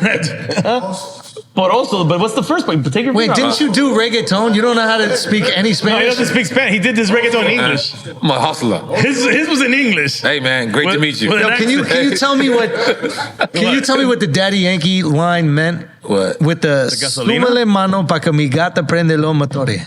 What does that mean? Wait, but somebody else got to say it because you just what the butchered fuck did you just whatever say? you just said. What did he say? No, súmale. Oh, you talking about on gasolina? Yeah, on gasolina. Súmale. I want to hear it. Súmale o súbale? No, suma. Súbalo. Súmale mano pa que mi gata prende los motores. You're basically saying to turn on the motors. Yo, you speak. Yo, you're Puerto Rican. I used to Good. live in Spain. Oh yeah. Yeah. All right. You said that with your chest out. I used to live in Spain. La madre patria, eh? I'm gonna be honest with you. No te olvides. Spain is the Oh, most. damn. He did that with a good Spanish accent, let me too. just tell you something. Yeah. Spain is the most racist country. Hey, relax. I got my family's in Asturias. That is the most racist. I knew you My were white. grandfather's from Yeah, he's Asturias. white. I knew he was white. I knew it. I could tell a white, bro. History. They got invaded by the Moors. So Exactly. So you might be Moroccan. That's my Arabian side. That's what Dove is. You are one of them, bro. Yeah. I love this show, man. No, it's true. He's right. The Moroccans He's came white in. or he's right? No, both. But no, they did come in and get y'all. Yeah. That's against the olive skin. All right, so real. we ready? You're No, right. 100%. Yeah, and a lot of architecture and the music and all the other good shit. Mathematics, all of that. Okay, are you ready? Yeah, let's go. You ready? Richard Pryor or Red Fox? Richard Pryor. Well, that was easy. Nas or Jadakiss? Hey, all respect to Jada, but it's Nas. But it's tons of respect to Jada. I love fucking Jada. But for me, growing up in New York City, if you ask me that question, Nas or Jay-Z, I'd tell you Nas, growing up in New York City. So that's just how it was when I was growing up. So you picked Nas. Yeah, Nas. Okay. But no disrespect to Jada. Not like Jada's heartbroken that I don't think. Like, how is he going to recover? Jada is upside down on a pull-up bar right now. Yeah, exactly. He's doing calisthenics, He's doing ready to beat my ass. He ain't worried. Patrice O'Neal or Bernie Mac? Patrice. It's nobody Rest in funny peace to than both. Patrice O'Neal, right? But Bernie is like, those are my two of my top four. Get out of here. Who's your top? It's Patrice number one, Eddie, Bernie, Chris Rock. Fuck yeah. I like it. So you just named the top four. You said fuck a top five. Yeah, that's Rushmore for me. That's Mount Rushmore. Rushmore. Yeah, I'm not even naming order, but for me, Patrice is the best. But then the others were like, those are the other three were the most transformative for me. Like I remember seeing Kings of Comedy at the movie theater on 11th Street and 3rd Avenue with my friends, and seeing seeing Bernie for the first time and being like, holy shit, no way. Get the fuck out of here. You said you were on the polls? No, because I grew up in the East Village, so He was on the West Village. You know the one What's I'm that other talking village? about. Was right next to Webster Hall. yeah, Webster Hall was around the block. Yeah. So we used to. So All there- right, y'all maintenance men moment. Yeah. No, no. All right. With your legs crossed all fucking- funky. No, he's comfy. He's comfortable around the white people. This is what so, this is how you know he's getting money. So there's so that movie theater. All right, so you know this. You know how there's like the exit door that's like you can go through the back of the theater. So what we would buy one ticket. And then there was an exit at the back of the movie theater, and then a back door that was right next to Webster Hall. And then 10 of my friends would come in through the back. Yeah, that's some Dominican shit. He knew that. Yeah, you were probably aware of it. You didn't give a fuck. Yeah, he helped y'all out. But there was, I don't even know if he was still working there, but anyway, it doesn't matter. All right, go else. Who else? Biggie or Big Pun? Ooh. Big L. Wow. You just went for the third If one. we're going off of bigs, Yeah, then we got to take a shot for that because you made up some different shit. And we I'm a gotta- Big L fan, so I'm in with you, bro. You thought you were getting out of that. You got into some shit. Let's do it. Oh, yeah. I mean, Big L, like, Big L. that's another one in New York City where it was like, even getting the albums or the cassettes were tricky. But there was so much buzz about him. I remember at that time. Yeah, and he was going to sign to Rockefeller. That would have been crazy. I thought he did. I thought it was. I don't think it ever happened. never but happened. it was going to happen. And then didn't he get shot over his brother's beat? It was But I just remember listening to him and like just stylistically, the shit that he was doing was so funny. There's that line, ask Beavis, I get nothing but head. My game is vicious and cruel. No, he had crazy punchlines. Oh my God. Yeah, he was one of the illest lyricists for sure. And it was so clever and funny, and even the storytelling was great. Like that Casualties of a Dice Game song. He was prolific. Yeah. Like absolutely prolific. I'm good, thank you. Yeah. I just had to try. No, the weed, I can't fuck with the weed. It makes me sad. So give him the heroin. Yeah, give me the heroin. Give me that RFK. Save it. Yeah. We'll give you that RFK afterwards. Yeah. All right. Bill Burr or Burt Kreischer? Bill Burr, but I mean Bill Burr. Bill Burr. Yeah. I love Burt. I feel like I have to caveat. I love Burt, but like Bill Burr is like one of the most prolific comedians ever. To hang out with, Burt Kreischer, any day of the week. Any day of the week. But if I got to watch an hour of stand-up, and I don't know that many people I would choose over Bill Burr in reality. I'm gonna be honest. I want to watch his new one too, man. Bill Burr. And Burt's got a new one too. Yeah. Burt's got, he just dropped. Yeah, Lucky. Lucky. Check out that on we're gonna Netflix. check And then that out, Burr too. got one on Hulu that just dropped as well. That's the one I want to watch. Yeah. Yeah. I'm gonna be honest. The way he described not wanting to watch the Super Bowl, Who? Bill Burr, with non-Super Bowl people, because let's be honest, there is people who watch the Super Bowl for the fucking commercials. Yeah, half of the population. Halfway hate those people. Yeah. They just sitting there and they're loud during the game and quiet during the commercials. Are you describing women? I didn't say that. Because there's a couple of guys. I might be in. I believe you. I believe you're a commercial guy. You don't give a fuck. I believe you're a commercial guy. You look like a commercial guy. I don't give a fuck about none of that shit. Yeah? But I'd rather You the look like commercial. you into that new Budweiser I'd rather the commercial and the last part of the score. Okay, who won? All right, cool. Let's go. Yeah. Who played the Super Bowl this year? The Eagles and the Almost there. No. Almost there. St. Louis. No. What's it called? What's it called? The homies from last year. The Chiefs. There you go. There you go. Well, I mean, I got alley-oop. All right, what else? This is the reason why we didn't do sports great. I love it. I love All it. right, cool. Let's go. All right. Kevin Hart or Dave Chappelle? Ooh. In terms of... In terms of whatever. We didn't do it in terms of nothing else It's before your criteria, that. whatever. Don't do that. Don't do I mean, that. Kevin Hart.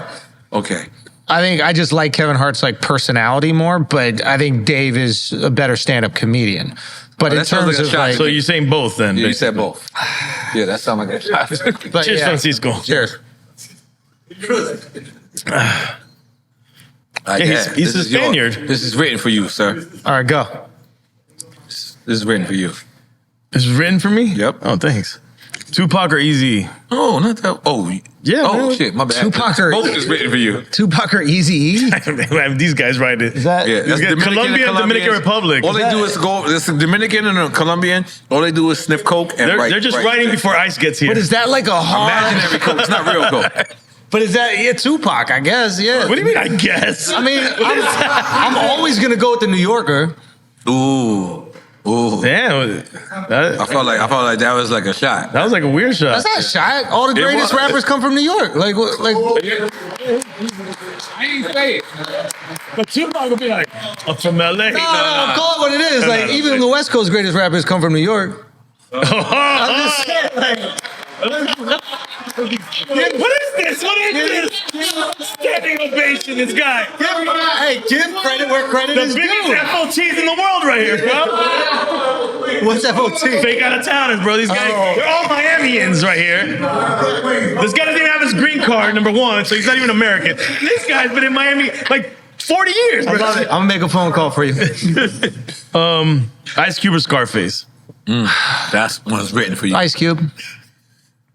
You don't want to drink, huh? Oh no. I'll drink anyway, but go on. Tiffany Haddish or Monique? I mean, you don't have to drink. I'm just... Tiffany Haddish or Monique? Man. Monique is, I'm going to have to drink for this. Monique Yeah, is more of a legend in stand-up comedy, but I love Tiffany. I've never met Monique personally, but like in terms of like history and stand-up comedy, of course. But Tiffany is just like, she's the most fun to hang. Like, she's just straight energy. She's incredible. So I will drink to that one. All right, cool. I want you to be careful, Salud. Salud. De pinga. Because Kendrick Lamar critiqued you, right? Kendrick Lamar critiques me. Yeah. He said like, yo, Andrew. Yeah, where's the Kendrick question? No. This is the question right now. That's the question? That's what is it? That's the way it happens. Kendrick or critiquing? No. What did Kendrick actually say to you? He just said... he didn't say your name, though, right? Yeah, No, I don't know. I don't think I think he was talking about you. He did. He was. He was talking He's about talking that, about a white beard. That I other heard white guy. Yeah. That Spanish guy. The Spanish white guy? That Spanish white guy with the Moroccan blood. Because, by the way, this is the biggest 2 rap battles in the world happening. And then, out the blue, he's like, well, no white guy should be. Yeah, don't let no white, some dude, comedian, don't talk about no black woman, that's the law. I didn't even really care about that much, about that. I thought it was, corny, he'd try to, censor another artist, because, I don't know, you're an artist. I always saw him as, prolific artist. But it was the next line that I thought was crazy that nobody really talked about. What's that line? He's like, and to the N-words, the coon and the N-words being groups, slide on both of them. What does slide mean to you guys? What's that? Shoe, right? So No, it doesn't necessarily mean shoes. all right, whatever. My point is, I thought, and a lot of people thought that that's in reference to Charlemagne and Alex Media, who I do the show with. So if you're telling people to slide on my friends, anything I say back after that is fine, in my opinion. But I love these people. So if you're gonna put that energy out there in the world, whatever I say back to you is fine because you took it there. Right. You know what I mean? But he didn't say your name though, so you're not 100% sure. It's not me, it's you. I think it's you. Right. So he didn't say. So my point being, he didn't say my name though, so we don't know it's about me. Yeah. So how did you and Kendrick even cross paths? We didn't cross paths. So what joke did you say that offended him? I think that if he was talking about me, which I think he was talking about E, but if he was talking about me, I agree with you. You agree with him? I'm sorry. Come here, pinga. Yeah. Honestly, I didn't even respond to it for weeks, because I was doing my special. And this was on a verse. He said it. Yeah, I think it was on one of the songs. Okay. And then it was. And so I didn't respond to it for weeks. I don't really give a fuck. I was filming my special, so I was like, I'm not gonna let this distract from it. And then, I had some people tell me that's, there was some confirmation. Let's just put it that way. Right. And I was like, all right, cool. Let's have some fun with this. You did go at other rappers, so it's like you have to respond now, correct? I went at other rappers. Meek Mill, Diddy, other rappers Yes. So that is true. Yes, that's true. I have to. That's a good point. You gotta respond. I didn't even think about that, but I have to. No, I don't have to. No, I don't have to. But at the same time, I was like, it's kind of corny. And if you're gonna call to violence to my friends, all right, we're gonna have a conversation about this. Right. And you was gonna sue Kendrick? No. Oh, my bad. No, not at all. No, I'm going to make fun of him. That's what I do best. Okay. So I do jokes, and but also he is allowed to say whatever he wants to say. Right. I'm not in the business of policing art. Right. But if you do say some shit that's crazy about my friends, don't be surprised if I say some crazy shit too. And there's a lot of people that were that was just a bar. He don't really mean it seriously. And it's do you think I meant it seriously? You think I? What was the bar that he was responding to? Oh, I think that. So we had these 2 cornballs from the UK on the pod, and they were talking about Bibbidi Bop. That's how they are. Coño. I'm lost now. Bibbidi Bop is on the. I must have missed this one. Bibbidi Bop. Is that how you can rap? The 2 old guys? UK Bop. Yeah. I don't know what's going on. I have no clue. No clue what's going on now. Talk that Go ahead, shit. Harry Spears. I hear you, nigga. Talk that shit. I'm sorry. Nah, you good. I went too far. That was not. I'm lost. My bad. I love London. Just don't love the UK no drill. clue. You're not into the UK drill. You're not into the drill. What about this? There's this dude out there, Dave. The cops gotta have guns first, and then I'm gonna take you out. Yeah, Billy Clubs. Yeah. That's what I kept saying. It's there's that show out there called shit. What was it called? Top Boy. Yeah, Top Boy was dope. Yeah, they shooting niggas in the top. But they were sharing a gun. Yeah, everyone had the same They had gun. a timeshare for a gun? Yeah.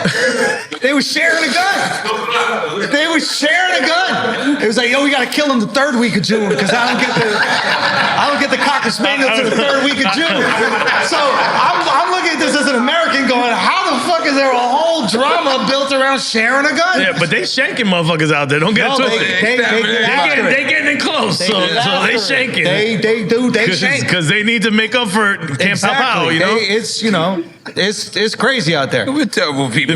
This is going to hell in a handbasket. I'm just saying, if there was a sword fight outside of Hot 97 years ago, we would be going, what the fuck is going on? Like, right? Like, we would be asking some questions like, there's a duel. They're dueling. Lil Kim brought out a samurai sword. The musketeers are outside.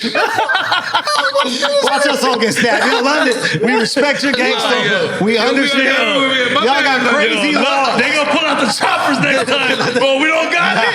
Timeshare this bitch. They already told me I'm bad from South Africa. They're like, South Africa. No, they got guns out there. Don't fuck around with South Africa, bro. South Africa, they got guns. Yeah. I said some shit about South Africa. They're like, don't play around. And they got good peoples. I mean, I was out there. They told me love my peoples out there. For Americans, it's weird to watch, like, crime shows in other countries where not everybody has a gun.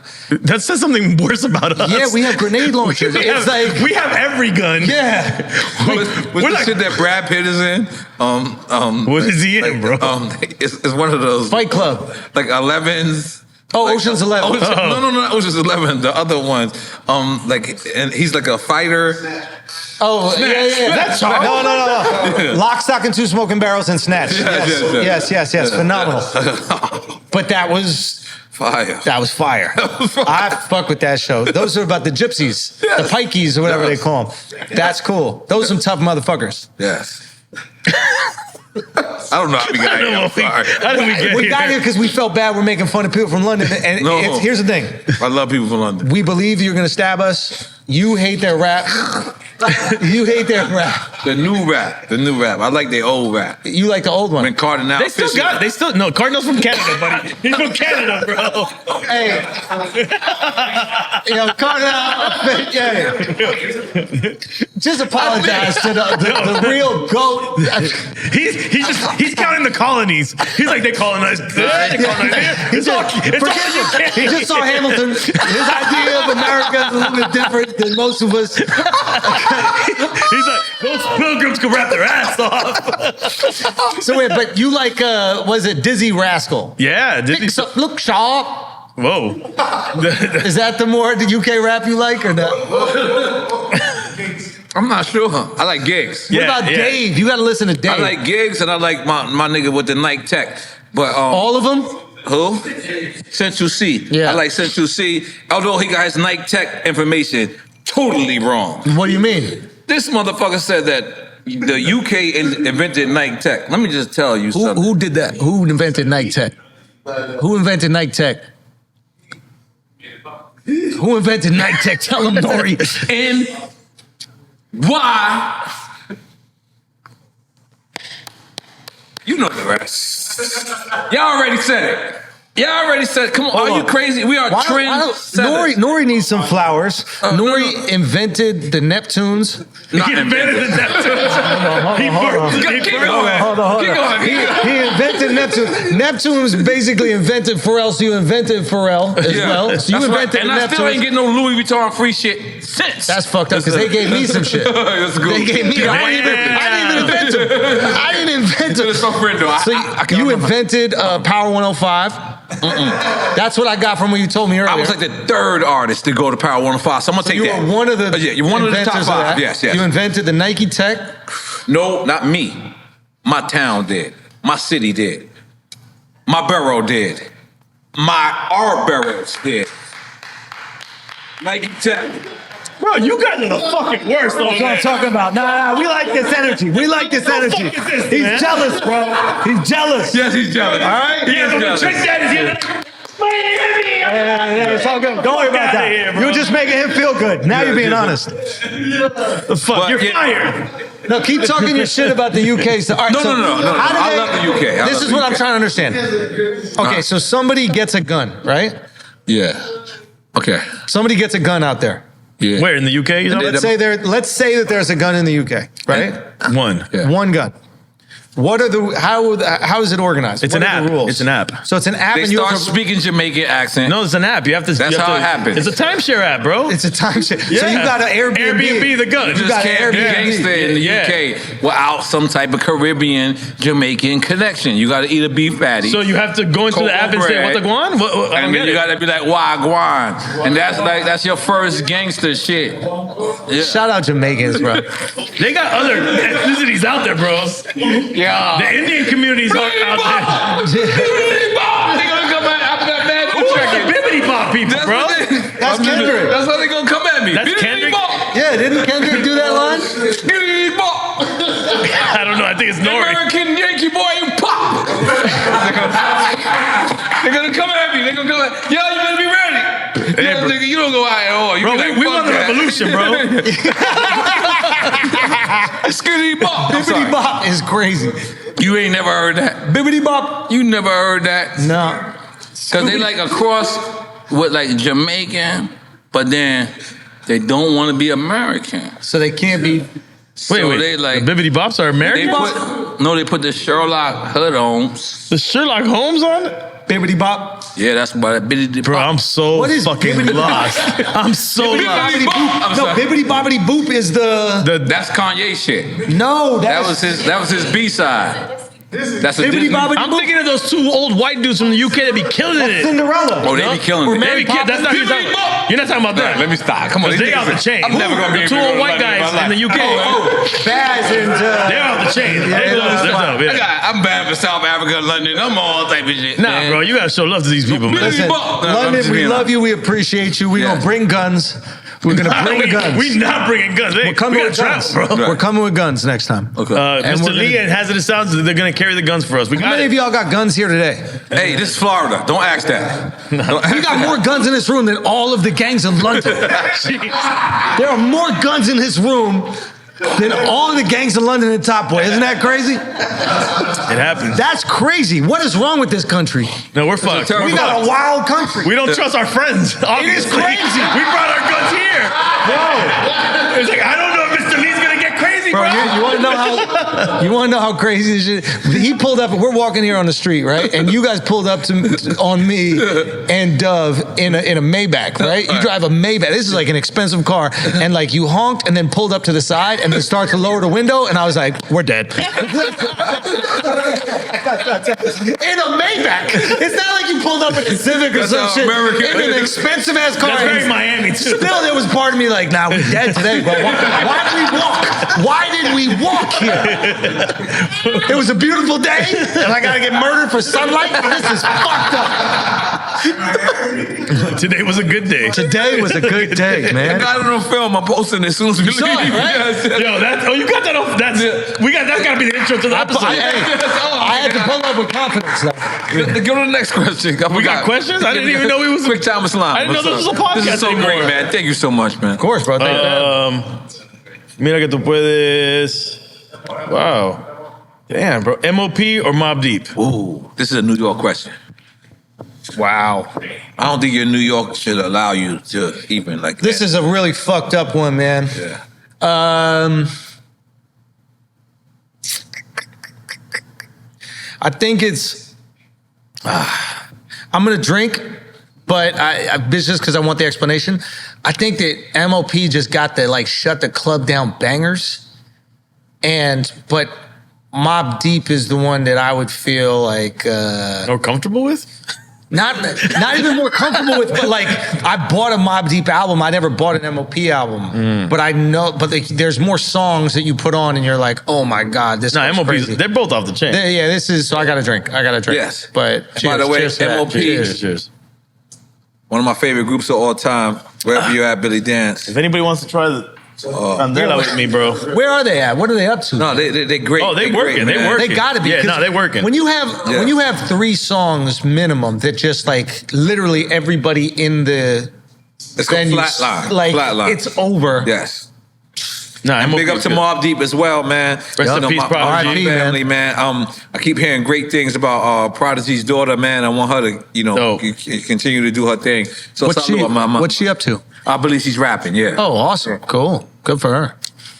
Who we have? Smith and Wesson up here. Who bricked up? Ninth one. Yeah. Go to the next. Seinfeld or Curb Your Enthusiasm? Curb. Hold on, chill. That's supposed to be his question, but he's late to the party right now. Curb. I never watched Seinfeld. This is why I love you. Let me just tell you something. Most people would say Seinfeld because Seinfeld is the first, right? Curb. The reason why I'm more of a Curb fan is because Curb symbolizes to me where Larry David simply didn't give a fuck. Yeah.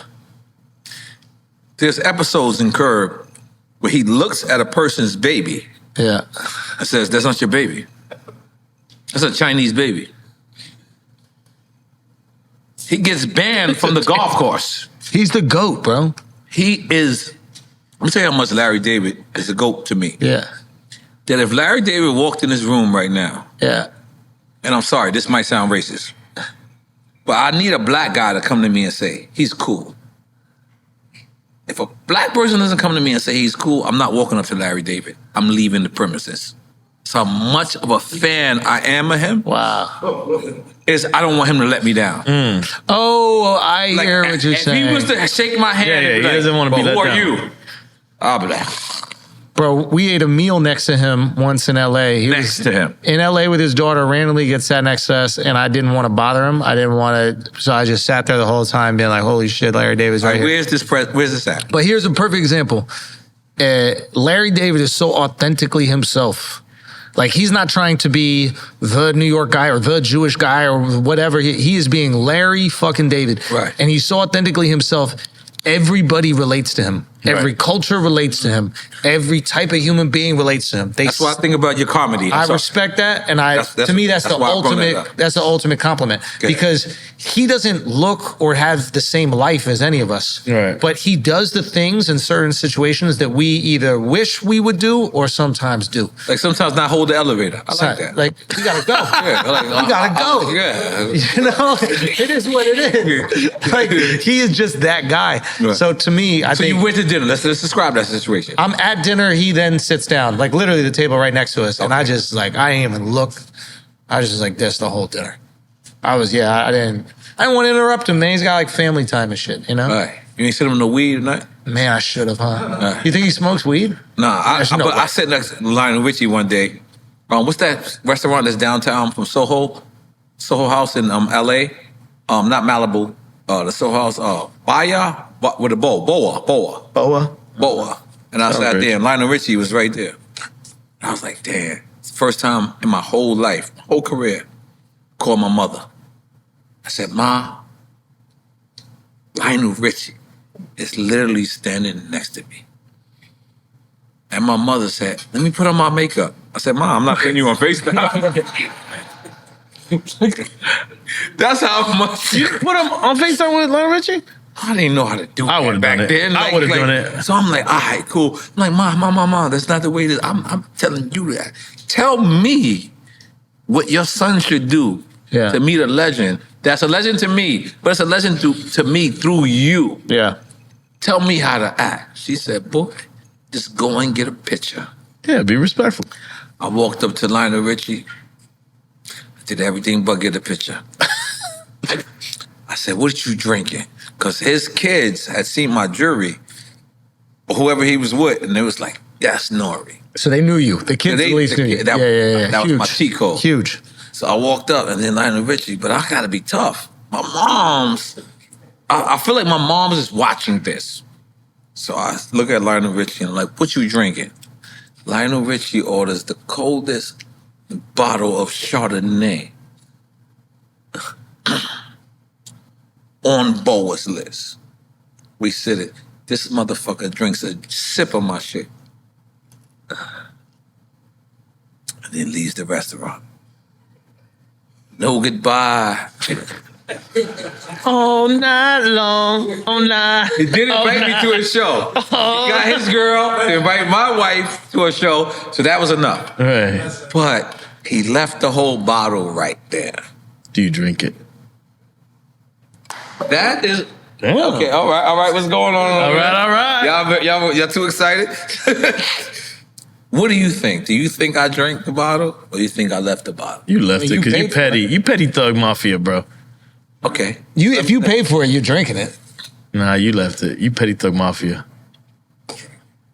I drank the shit out that bottle. But sober N.O.R.E wouldn't have done it.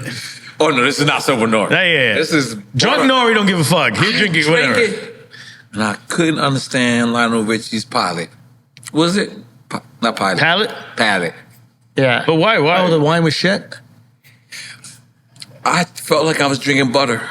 Oh, that California Chardonnay. That I hate it. Yeah, I hate it. All right, let's go to the Quick next time of time. All right, my bad.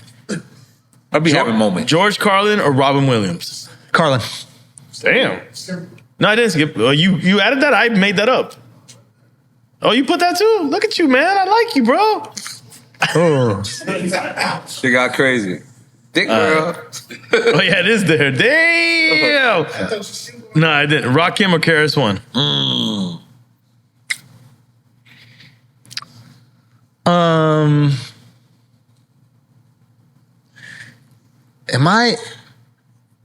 Is Rakim thinking the earth is flat, or am I fucking that up? No, I don't think so. Oh, that wasn't Rakim. Who was that? No, that was Lord Jamar, my bad. But you gonna judge him on that? Like, what is it? I think that's a pretty fair thing to judge. Like, of all the things we could judge people on. You're like, if he's a flat earther, then the other guy. No, shout out Lord Jamar. Leave Lord Jamar alone. Just, No. Shout out. He was ready. He was just all over TikTok, and he was fighting hard, and like there was a real scientist he was going up against. Please leave it alone. No, I was just saying, like I feel for him. I do feel for him.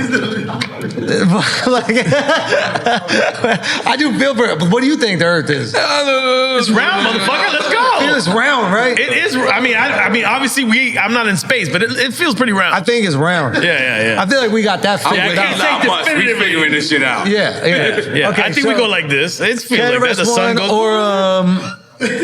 Or Rakim, man. I mean, the fact that I just confused Rakim with Lord Jamar means I can't even really answer this question. So you have to say both or neither because you don't know. Both, sorry. All right. Both. And by the way, Elon Musk been killing more people than gang members. I'm just throwing it out. Why you throw it out there? But what's the throwing out part? What happened? He been sending niggas to space and they not been coming back. They just came back right now. He just brought 2 of those motherfuckers back. One tour bus.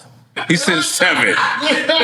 He sent 7? No, bro. What are you talking about? This is how shit gets out there. This is how shit gets out there. But on a massive podcast. No, I'm talking to him. Elon is sending people to space. No, he said tour buses out there. Tour buses to space. And they not coming back. They're all dying. They're in like that plane that went into the ocean that we don't know about. It's not happening. No, bro. That's why they call them illegal aliens, bro. They're sending them back home. They're sending them back. Yo, I ain't gonna lie. I seen them send a gang full of niggas, literally. What gang was out there? Yeah, a gang full of people back to Salvador. Was that? That doesn't do with space, bro. Man, N.O.R.E. No, hold on. Tell me. Illegal aliens with aliens. The space niggas. Them niggas blew up. What the fuck? Nobody seen the space niggas flying up? Listen, there's rockets that have nobody in it. Yeah, they keep blowing up all the time. That's what they be telling y'all. You think there's people in it? Nah, ain't nobody in it, bro. I like that conspiracy. That conspiracy's fire. All right, it's one person but in you it. don't know if there's nobody in it. No, obviously I don't know that. I think there might be a... We don't know if the Earth is really round. Yo, Lord Unless Jamar, we leave. Lord Jamar's right. He might be. Nah, Lord Jamar is right. Apologies to Lord Jamar right now. And there are probably dozens of people inside those rockets that Elon is firing. I believe so, son. And you know the moon is hollow, 100%. Wait, the hollow? What? It's a hollow moon. What the moon got to do with this? Why are you throwing the moon? Because we adding everything else into this shit. Well, why does it have to be hollow? Maybe you don't know about it? It's a fucking space station for I don't know who the fuck. Yeah, probably. And look, you see what he just did? His inner Brad. That's them Brad pictures. Bro, he be doing this, and then he be doing this. He be doing. Rewind. Yeah, that's real shit. You rewind time, right? You rewind it. Yeah, no, he be taking hair pills in his specials. Oh, I saw that. That's why he couldn't get nothing pregnant. Your hair looks like the pills? He been suing blanks for years. That's what I blame it on. Dude. It might just be my genetics, but I blame it on the hair That's what pills. the doctor said. The doctor said it might be you, but you blamed it on I was like, I think it's your hair pill. Yeah, because you don't want to think it's you. Right. But it's probably just me. All right, let's get through this, guys. Yeah. Please. Thank you. I don't need any more of those, but I will drink it. Okay. Yeah, let's go. Let's go. We celebrating. You We are people celebrating. or white men can't jump? Who? Oh, white men can't jump. You people sucked. And White it's not, man- it's wait, not wait, white Eddie man Murphy? can't jump. It's white man can't jump. No, No, white men. I'm gonna be it honest isn't white with you. man. I always The original white men can't jump, you're saying. With Woody. Yes, well, Woody not the and remake. Wesley. what the remake is white men, This is a remake? No, I did the remake as well. White men can't jump too. but the original was white Let's man. take a shot to not making that remake. I don't know what the fuck is going on here, bro. Come on, let's go. I know. He was in both those. Okay. He was not in the original, bro. Not the original. Oh, But the remake is what he's trying no, to he say. watched I both of get them. it. He jerked off. I appreciate that, yo. I appreciate that, though. Yeah. I appreciate that, though. Yeah. Which part did he jerked off or watched both of them? Yo, both, just any kind of commitment, I really appreciate it. Thank you so much. Thank you so much. Low key, white man can't jump. That Rosie Perez in the beginning. That is like, with all due respect, like wow, those Jerking are early off. memories. Yeah, I'm not saying I masturbated to her. Yeah, you did. I might have. You might have. Yeah, I might have. That's what I'm. But you can't not think about her and also think about Woody and Wesley.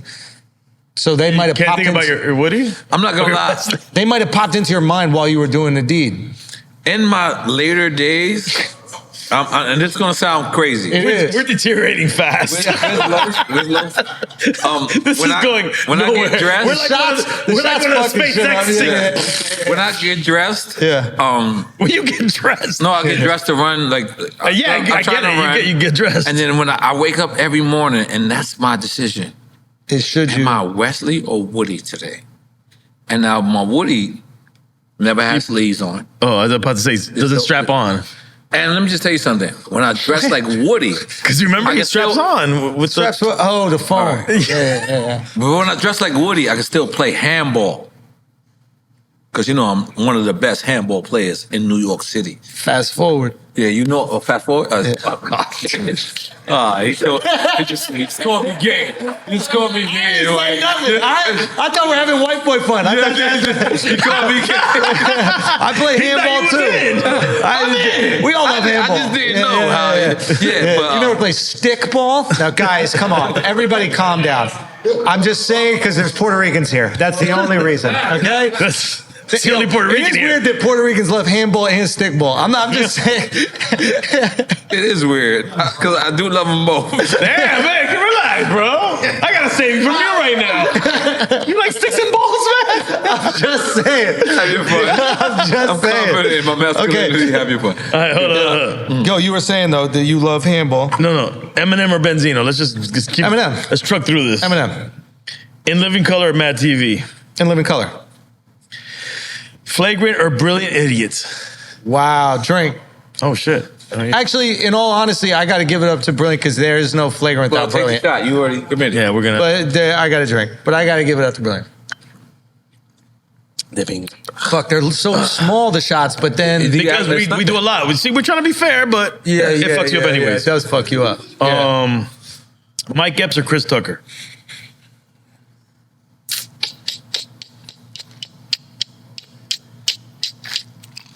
Epsy, man. Epsy. Yo, Mike Epps on Drink Champs was amazing, man. We gotta have him It back. always was. It always will be. I was He's so a happy. legend, bro. I was so happy. super legend. He He's a cursed me legend. out. I was so happy. Like, Oh, he really thought that we allowed him to get disrespected on the show? Yeah, that's what he thought. Like, Wait, why? That's why I broke down that whole thing about people doctoring our footage. Oh, sometimes wow. our show is like kind of like so big is that people doctor our shit and they send it. Or maybe they don't send it to them. Maybe they tag these people, Right. and then these people look at it and they think that it's something that we let happen, and it's just not. It's just like, we formed a bond. Like, we're friends already. But I'm not gonna let somebody just shit on you. Like, I just wouldn't do that. Like, you know what I mean? I would defend you. I would say something. And when Jamie, like, at first Jamie kind of flipped on me, but I was like, a comedian flipping on you is kind of like, I don't know. It's like Jamie Foxx, you're saying? Yeah, Jamie Foxx. No, not Jamie Foxx. Yeah, I'm like, Mike Epps. you lost me. I'm bugging. Jamie Mike Foxx Epps. or Jamie or bartender? We're all fucked up here. Mike Epps. Either or Mike is Mike weird, Epps man. hit me, or Mike Epps hit me. I'm sorry. I was just like, I didn't understand because I didn't realize that, how good our footage be doctored sometimes. So I was like, what do you mean? Yeah, and with AI, it's even crazy. And then I was like, oh, like you really got caught. Like, EPMD or Gangstar? EPMD. Spotify or Apple Music? So funny. Spotify. yeah, that was a white question right there. Is that what's the white answer? The white answer or the right answer? The white answer. I think they're both. If you say both, it's white answer. Yeah, I think you should take a shot for that. Yeah, let's go. I didn't say both. I Let's just do the white answer. I said Spotify. Let's do the white answer. No. Your shot. Let's do the white answer. Yeah, fuck If it ain't white, it ain't right, right? That's what you gotta I'm come not on. cheersing to that. You said it. $1 million worth of game or Joe Budden? $1 million worth of game. Yeah. Yeah, Gilly and Wallow are just like on a tear. Yeah, I respect. Unbelievable. I mean, shout out to both of them, man. They're Shout out to both of them. Killing And the podcast game. John Mulaney. Is that how you pronounce his name? Mulaney? Yeah. You said, yeah, like, fuck up his name. Mulaney? No, John Mulaney is his name. Yeah. And Matt Rifey? And Matt Rife. They're both two comedians. Yes, John Mulaney and Matt Rife. I don't like to choose favorites. I'm more familiar with Mulaney, like to be white on honest white with you. crime. That is white on white crime, White on man. white crime. So you saying both It's of them? different type of whites, but it is white on white crime. So, both which of white them. is right? Both of them. are right. Let's do that. Let's do Both that. of them. Goddamn. Cheers. Fuck that. No Cheers. white on white crime Cheers. on our watch. Hey, if it ain't puro, bro. If it ain't puro, Cam What or is it? Mace? can I say it? Eh? What'd you say? Yeah, there? Cam or Mace? Cam or Mace? Bro, if you asked me this question 2 years ago, I would be like, Cam, bro. Like, there's no, like, Cam is hilarious. He's like the most interesting dude. He's like, I love how he done it. But Mace is so funny, bro. Like, seeing him on the show. Yeah, you see a different side of him, for sure. Because I 100%. only saw him from the music, and he kind of was And like, we were judging him going to religions. This changed your perspective. bro, seeing his like energy on the show, you're like, oh, I get why you knew at a young age you were going to be a star. Right. Because he I is a understood star. that. Yeah, I understood that. So I think I'm gonna have to go. I'm gonna have to drink. But I think that show has. I don't think anybody's watching the show and realized that Cameron is funny or interesting or entertaining. Like, I think we all knew that. We about always Cam. knew Cam was off the chain. We're right. seeing a different side of Mace on the show. Right. And shout out to Cam for bringing it out of Mace, too, as well. Bro, the both of them. It's Right. incredible. Like, the show is hilarious. Yeah. Mace so entertainment. He didn't even say nothing at one point. He just eating popcorn. I was like, He didn't have to say shit, and he was entertaining. That's Some clip where he goes, I don't care. Yeah. Like, there's this long run about he really doesn't care, and I was crying laughing at that shit. Right. Anyway, good, really good on both of them for doing that. Cheers. Salud. Cheers. Salud. Okay. Who All else? right. Chelsea Handler or Amy Schumer? Chelsea Handler or Amy Schumer? Chelsea, man. Chelsea had the like amazing run with he the. fucked 50 Cent. Yeah, she Jeez. fucked. I mean, they dated, bro. They dated. She gave some pussy to my boy, yo. They dated, bro. If you They didn't give some dated pussy, as fuck. how can I choose Amy if you didn't give some pussy to my boy? Right. But Amy looked like she been outside with some black niggas. I ain't gonna lie. Wow. I'm Really? She look like it. I'm not saying she did. What is? Like when a white girl. You're like, how do you identify that? Yeah, when a white girl. I have an idea. What's the criteria? What's your idea? When a white girl butt start getting fat, I like, know what it's you're like, gonna say. like, yeah, like you like the nigga be like, turn around, Really? turn around.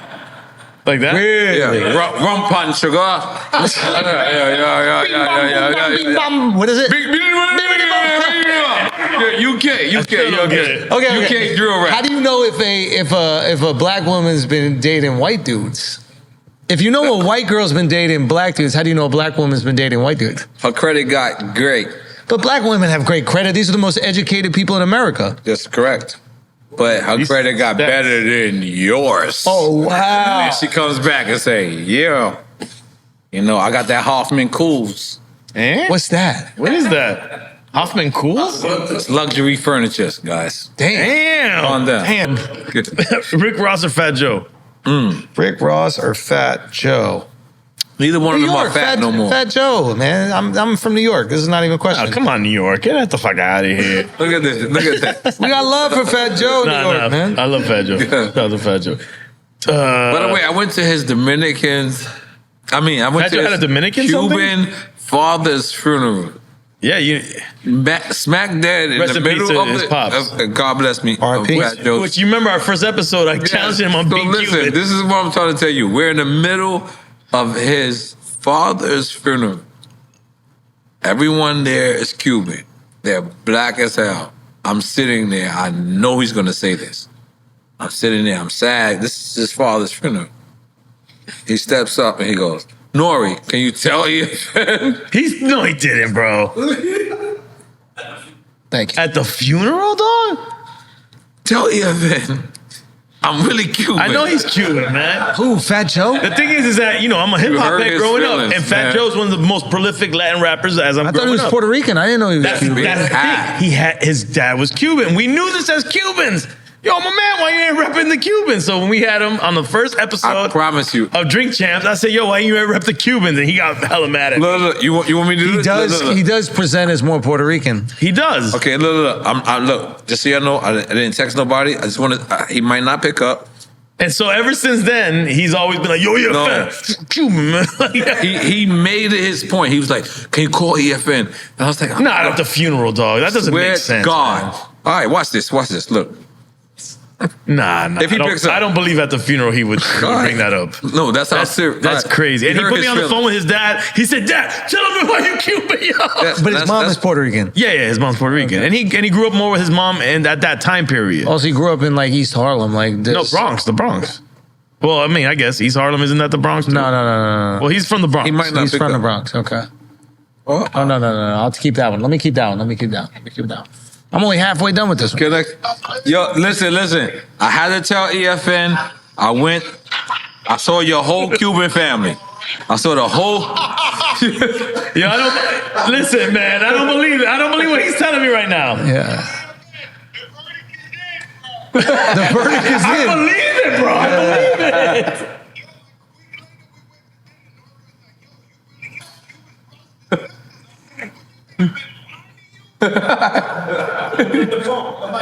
Yeah, put on. Sorry. Yo, where you at? I'm in my mother's house. I bought for her, so I'm dealing with the contractor who's fixing everything for her. You know what I'm saying? All right. I just wanted to let them know because EFN did not think you were really Cuban. He believes them No, bro. No, that's not what we were talking about. That's not what we were talking about. I'm just playing. Let's say what's up to Andrew. What up, Joe? Yeah, Andrew, what's up, brother? How you doing, man? How you doing, buddy? Everything good? Everything's good. I'll be honest with you. I didn't know that you were Cuban either.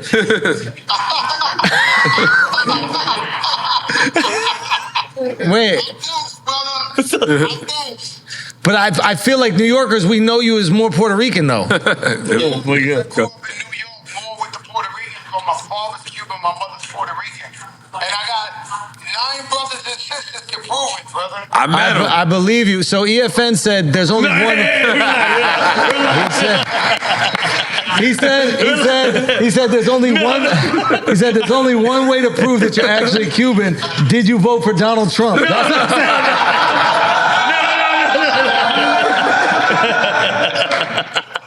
Did you go to Versailles? Yeah. Did you go to Café Versailles? That's it. If I can tell you the truth, yeah, I go to the side. But if I can tell you the truth, the truth is too hard to handle if I tell y'all right now.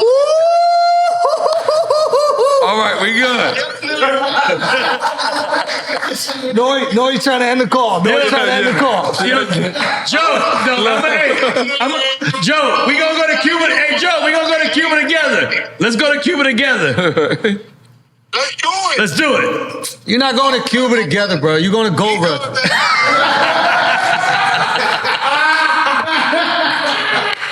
I ain't going to Cuba. What kind of handshake is that, bro? Like, fuck yeah. What the fuck was that? We know. I don't even know what the fuck that meant right now. That's Cuba's finest. We ain't going to Cuba. Cuba's finest is there. That's what it means. So I get what you're saying. I just want to take another shot with you, my brother. He's like, fuck my shot. You better ask me a question. You gotta do something after this?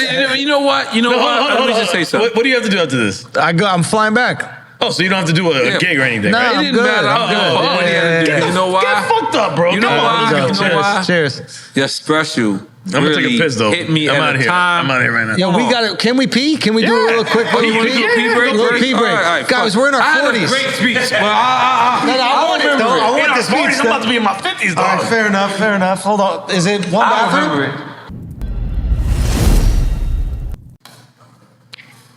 And we're back. Yes. Rewind it. We're still on quick time. Yeah, let's go. Let's go. What do we got? We're almost done. I need some hard-hitting questions. No, I mean, all right. I should have drank more water during this whole process. Okay. Tony Hinchcliffe or Shane Gillis? Oh, man, I got a drink. I love those boys, man. Cheers. So cheers. Cheers. Both of them. Salute both of them. Right off the rip. Gary Owen or Jim Gaffigan? Then this is a white question, right? Oh, Gary, man. Gotta fuck with Gary, bro. That's who Kendrick was talking about. A lot of people don't realize that. So it wasn't about you and it wasn't about me it was either. about Gary, man. And I had to take the smoke for Gary. You try to put it on Cubans, bro. And I'm like, yo, it's not about the Cubans, man. No, it is about the Cubans, bro. It was about the Cubans. It's about the Cuban Missile Crisis? It's always about the Cubans. It started with the JFK shit. Shout out to fucking the conspiracy. Why'd you guys kill JFK, bro? Your family was there? They know about it? No, my dad came in Peter Pan. You know what Peter Pan is? Yeah. You do? Yeah. That little motherfucker just touching kids. No, you don't know what Peter Pan Touching is. kids, bro. Peter Pan was touching kids. No, it was a CIA program that brought kids out of Catholic schools to the United States. Sounds like what I'm describing. Yeah, actually, you're right. It does sound the same. Anyway, Why are they stealing Cuban kids, bro? They didn't steal them, bro. I guess, yeah. Okay, I'm not going to argue. But my dad's a Vietnam veteran Marine. Fought in Quezon. Shout out to him. He believes Mike Tyson licks little kids' ass. Yeah. What? I don't know what he's talking about. What I'm trying to say and you, what are you doing? Your awkward stance right now. I'm saying like Mr. Lee, man. You and Mr. Lee are gonna hang out tonight, I think. Facts. Facts. And you said you guys hung out at the same club, trap? so I already know. We were at Gold Rush. Yeah. I saw you at Gold Rush, bro. And who was the rush? We were cleaning the pool. All right, there's two different goal rushes. Yeah. Because there's What's the one in Miami Shores or whatever? That area, like uptown. Biscayne, yeah. That's Gold Rush, right? no, that's Called what? Dean's Gold. Yeah. That's a lot of drugs in there. All right, That shit is crazy. I think people back home don't realize the strip clubs out here are so it's a different culture. Let me tell you something. Scores was so hardcore to me, which it wasn't at all. I came to Miami. I was like, Scores. Yeah, in the city. I mean, it's just like two different. The strippers. If you have like a table out here for everybody who's never been to Miami, you ever been to like a Hilton where they got the koi fish and when you walk by they all go. Like the fish come to the top of the water almost so you could like pet or feed them. That's how it is with the strippers in Miami. You have a table at Gold Rush and they just start all of them flocking over and they just stand by the road. It's an insane concept. Yeah. Like in New York, it's like almost like they ignore you. You got to sit there like, hi. I'm like, why am I trying to like get attention from the, what the fuck is going on here? I feel but he's never been to, what's our spot down south that we used to go to? Bullet Hole Showgirls. Showgirls? But I mean, I'm out in New York City? No, this here. Oh, yeah. I'm out of the strip club scene. No, not terrible. Amazing. Amazing. They played all of our records in there. Do you have do you have sex with them? Whoa. No, I'm married. Wow, that was a very poignant question.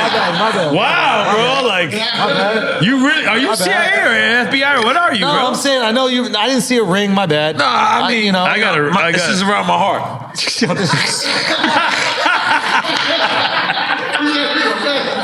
Keep the belt on. Keep the belt on. You are the champ right now. I gotta give you that one. I gotta give you that one.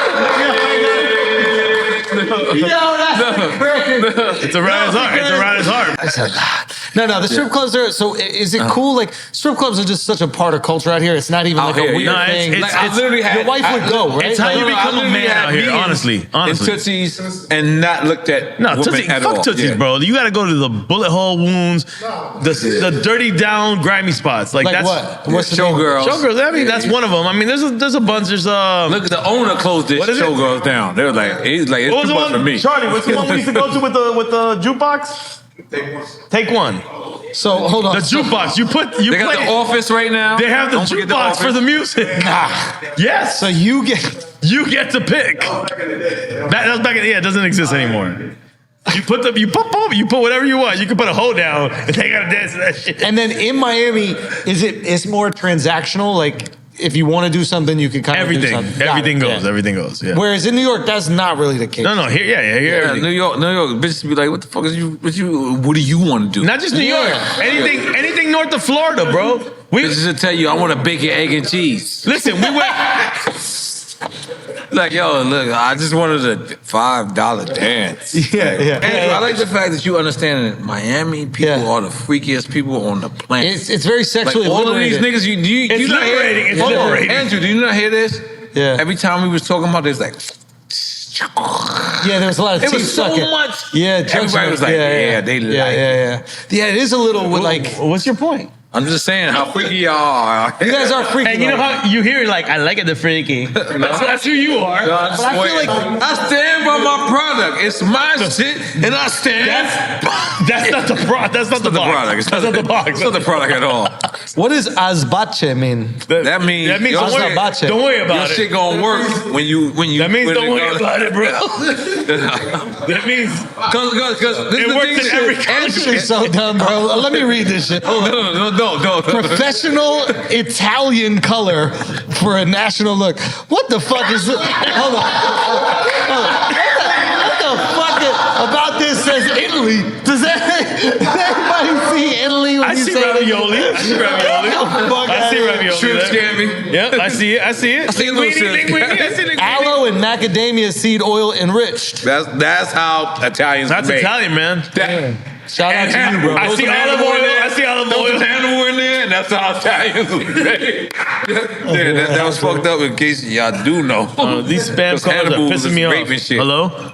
You taking phone calls, bro? Yeah, Who's spam that? callers. Who's that? Oh yeah. Hey, this is Mary from Walmart. Shut the fuck up. Damn, bro. That's why they're all. Was that with the Adderall segment of our show? Adderall. I haven't started taking this since last year, bro. Adderall's phenomenal. Coming to America or Harlem Nights? Coming to America. All right. Which one? One or two? Come on. Nobody knows there's two. Shit. There's just one. There's just one. I'm taking a shot to that. Yeah. Cheers. Now you taking a shot to it. Not me. Let's all take a shot to it. No, man. stop. Come on, man. Next question. Let's do it, man. Let's do it for the sake of taking shots. Jamie, I need water. Okay. That's why I love white people. He's the only one. He's the only guest that remember her name. Right, that is white privilege. Everyone else says white girl or whatever. Being a nice person is white privilege. She's our family, so we appreciate. You can't even humanize people. That was white privilege. How dare you? That's white I privilege. was exercising my comedic credit. Yes. But because that's our sister, so we love the fact that you recognize her. Listen, name. Thank you for being a gentleman. Thank you. No, I mean our sister of our show. She's your sister, man. What do you mean? Yeah, she's half black. And by the way, I voted against you because I said he's gonna come in here with He was in the presidential election? porn stash. I said this guy, he's gonna Porn be. stash is like, I don't know, man. Yeah. What made you choose the porno porn? That's the only way that You went 1956 on us, bro. I don't have a 50. What happened in 56? I don't know. I feel like World War II. You're like, No, you're bro, there, you're bro. so many years off. It's crazy. You're so many years off. It's crazy. 42. There you go. There you go. What happened in 56? You guys almost lost Cuba. Yeah, we did, man. No, we lost Cuba. No, 59. Damn, look at you with the years. Goddamn, with your brain power. Come on, son. Holy shit. Who do you think organized it? The white CIA. Oh fuck. All right. Okay, go. All right, let's go. Damn, I had a good one for this. This is the last one. Go. Give him the last one. Loyalty or respect?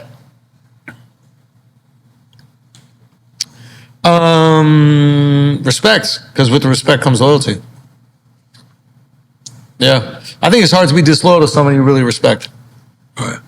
And respect is like loyalty you could probably pay for. Respect you can't really pay for. Like there are people that will be loyal to you just because it's advantageous for them, you know. But respect is just like it's an innate thing. Either people do or they don't. Thank you so much. You can make him a drink too. No. Jamie, chill out, bro. No.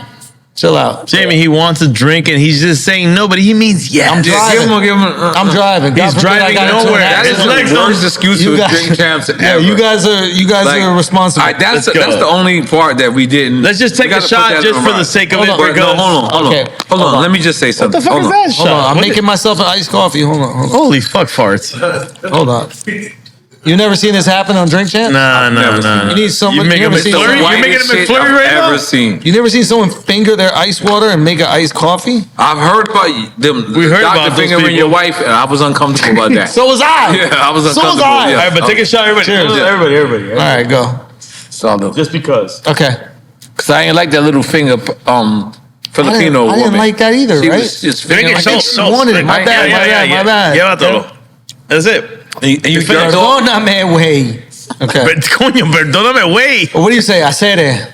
I said, damn, you going all the vernaculars. Come on, bro. Yeah, you like the Nacho Libre actor. I swear to God. I feel like you. Oh, he's the science. I believe in science. I feel like. I believe in science. Yo, that was the best. Yo, where's that guy, bro? He's the best. Who? Nacho Jack Black Libre? or the other guy? No. Well, shout out to Jack Black, but the other guy was amazing. Yeah. I believe in science. Esqueleto? I love We Esqueleto. need that dude in life. Yo, bring back Esqueleto, bro. He needs his own fucking movie by himself. So Tell me. are we remaking Esqueleto. Nacho Libre? When are we making a movie, guys? Let's go. Why are we fucking around? Why isn't Miami like a hub for film? Let's do it. and TV. Let's go. Low key, that's I don't want to say a dream of mine, but that is something that would be really cool is to like build out the film and TV industry out here in Florida. Because you see it's going to start happening in Texas. Obviously, LA, there's like certain tax restrictions. They were trying to, like, Obviously, we're Queen gonna Latifah was trying to do it in Florida. So let's talk about your hair pills. That's I've been on hair pills since I'm 20-something years old. Nah, bro, get out of here. Deadass, finasteride. And it's worked? Look at me, look at you.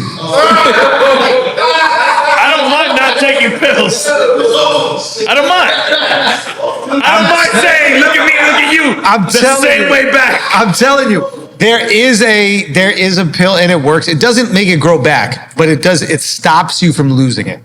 Right. And it's called finasteride or Propecia or whatever it is. And there's other like generic versions. Propecia, isn't that the... What's that? Okay. Wait. Propecia is what? No, it's hair pills. One. Deadass. He can't get his wife pregnant because And he's then taking hair. Propecia, one. And the reality is it probably wasn't that. That was like a kind of funny joke. It was probably just like my sperm sucks genetically. All right, I'm sorry, Yeah, right? It's massive. You just hit the #1 show on Netflix, right? You hit the #1 comedy special. Number one comedy. Thank you. You sold out Madison Square Garden, right? Thank you. Now, you sign a loudspeaker, right? I'm just giving an example. I don't know if we are, Loudspeaker- but shout out loudspeakers. Loudspeaker's still around? Shout out Is it? loudspeaker. Shout out Chris. Yeah. Let's just say it. Yeah. Loudspeaker's still around. Loudspeaker takes your genre and then takes that audio and they put it in a hip-hop section. Yeah. You might be pissed. No. Well, you're saying like my audio of my special? The audio of your special. Oh, wow. Wind it up. Could they even do that, though? Yes, they can do that. I was tempted they to do it cannot right do now. that. No, they couldn't. I almost wanted to call you and be like, put this on the comedy section. Wait, but they don't have the rights to do that. No, I'm saying to him. Yeah. If they did. So if they did. If what I'm they saying. did. Oh, if. Okay, if. Yeah. I'm safe now? Of course. If they did. So if they did, like, I literally watched your special 3 times. Thank you. Then I listened to it twice. Thank you. Because I was jogging. Yeah. Why I can't have your special anywhere the fuck I want it?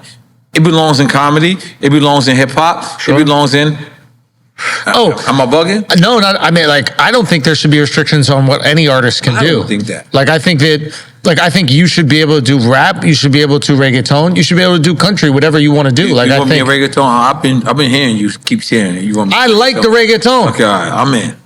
I'm gonna think about some reggaeton shit. Let's go. Let's go. He's gonna be on the record.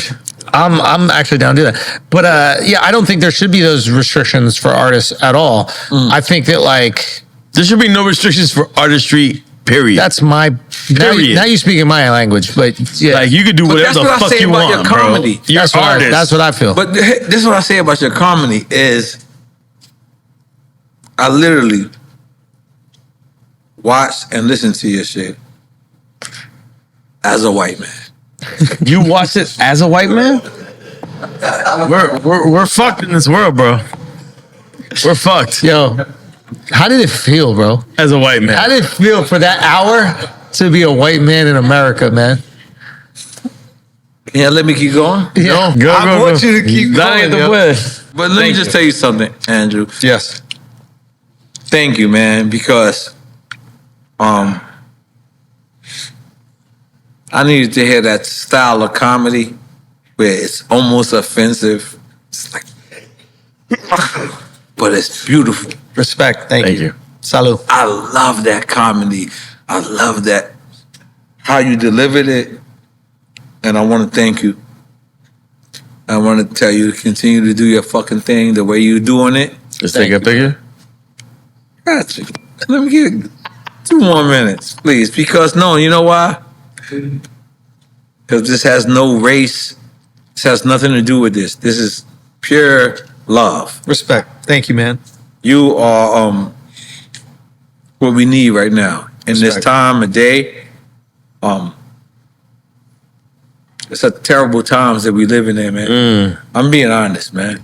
I follow David Goggins not because I love David Goggins, it's because I just want to be better in life, right? And I do, and hopefully he does too. But where you put us in a perspective where we say, you know what? We want to be better. We want to continue. We want to do what we got to do. And you do it every day. But that's special. That 2002 special, that everything leading up to that, and knowing that all the comedians that you've been to, like you hung out with Smokey Suarez. Of course. Shout out to Smokey. In Harlem. Yeah. And in the Bronx. This is dangerous. I'm just being honest. I'm from these people, and it's dangerous. Fair. And you went there. Yeah. You did that. And you continue to be who you are. I want to salute you. Thank you. Hey. Thank you, brother. Thank you, man. Thank you, man. Thank you so much for having me, guys. This was an honor. Nah. Let's do it. And you the first.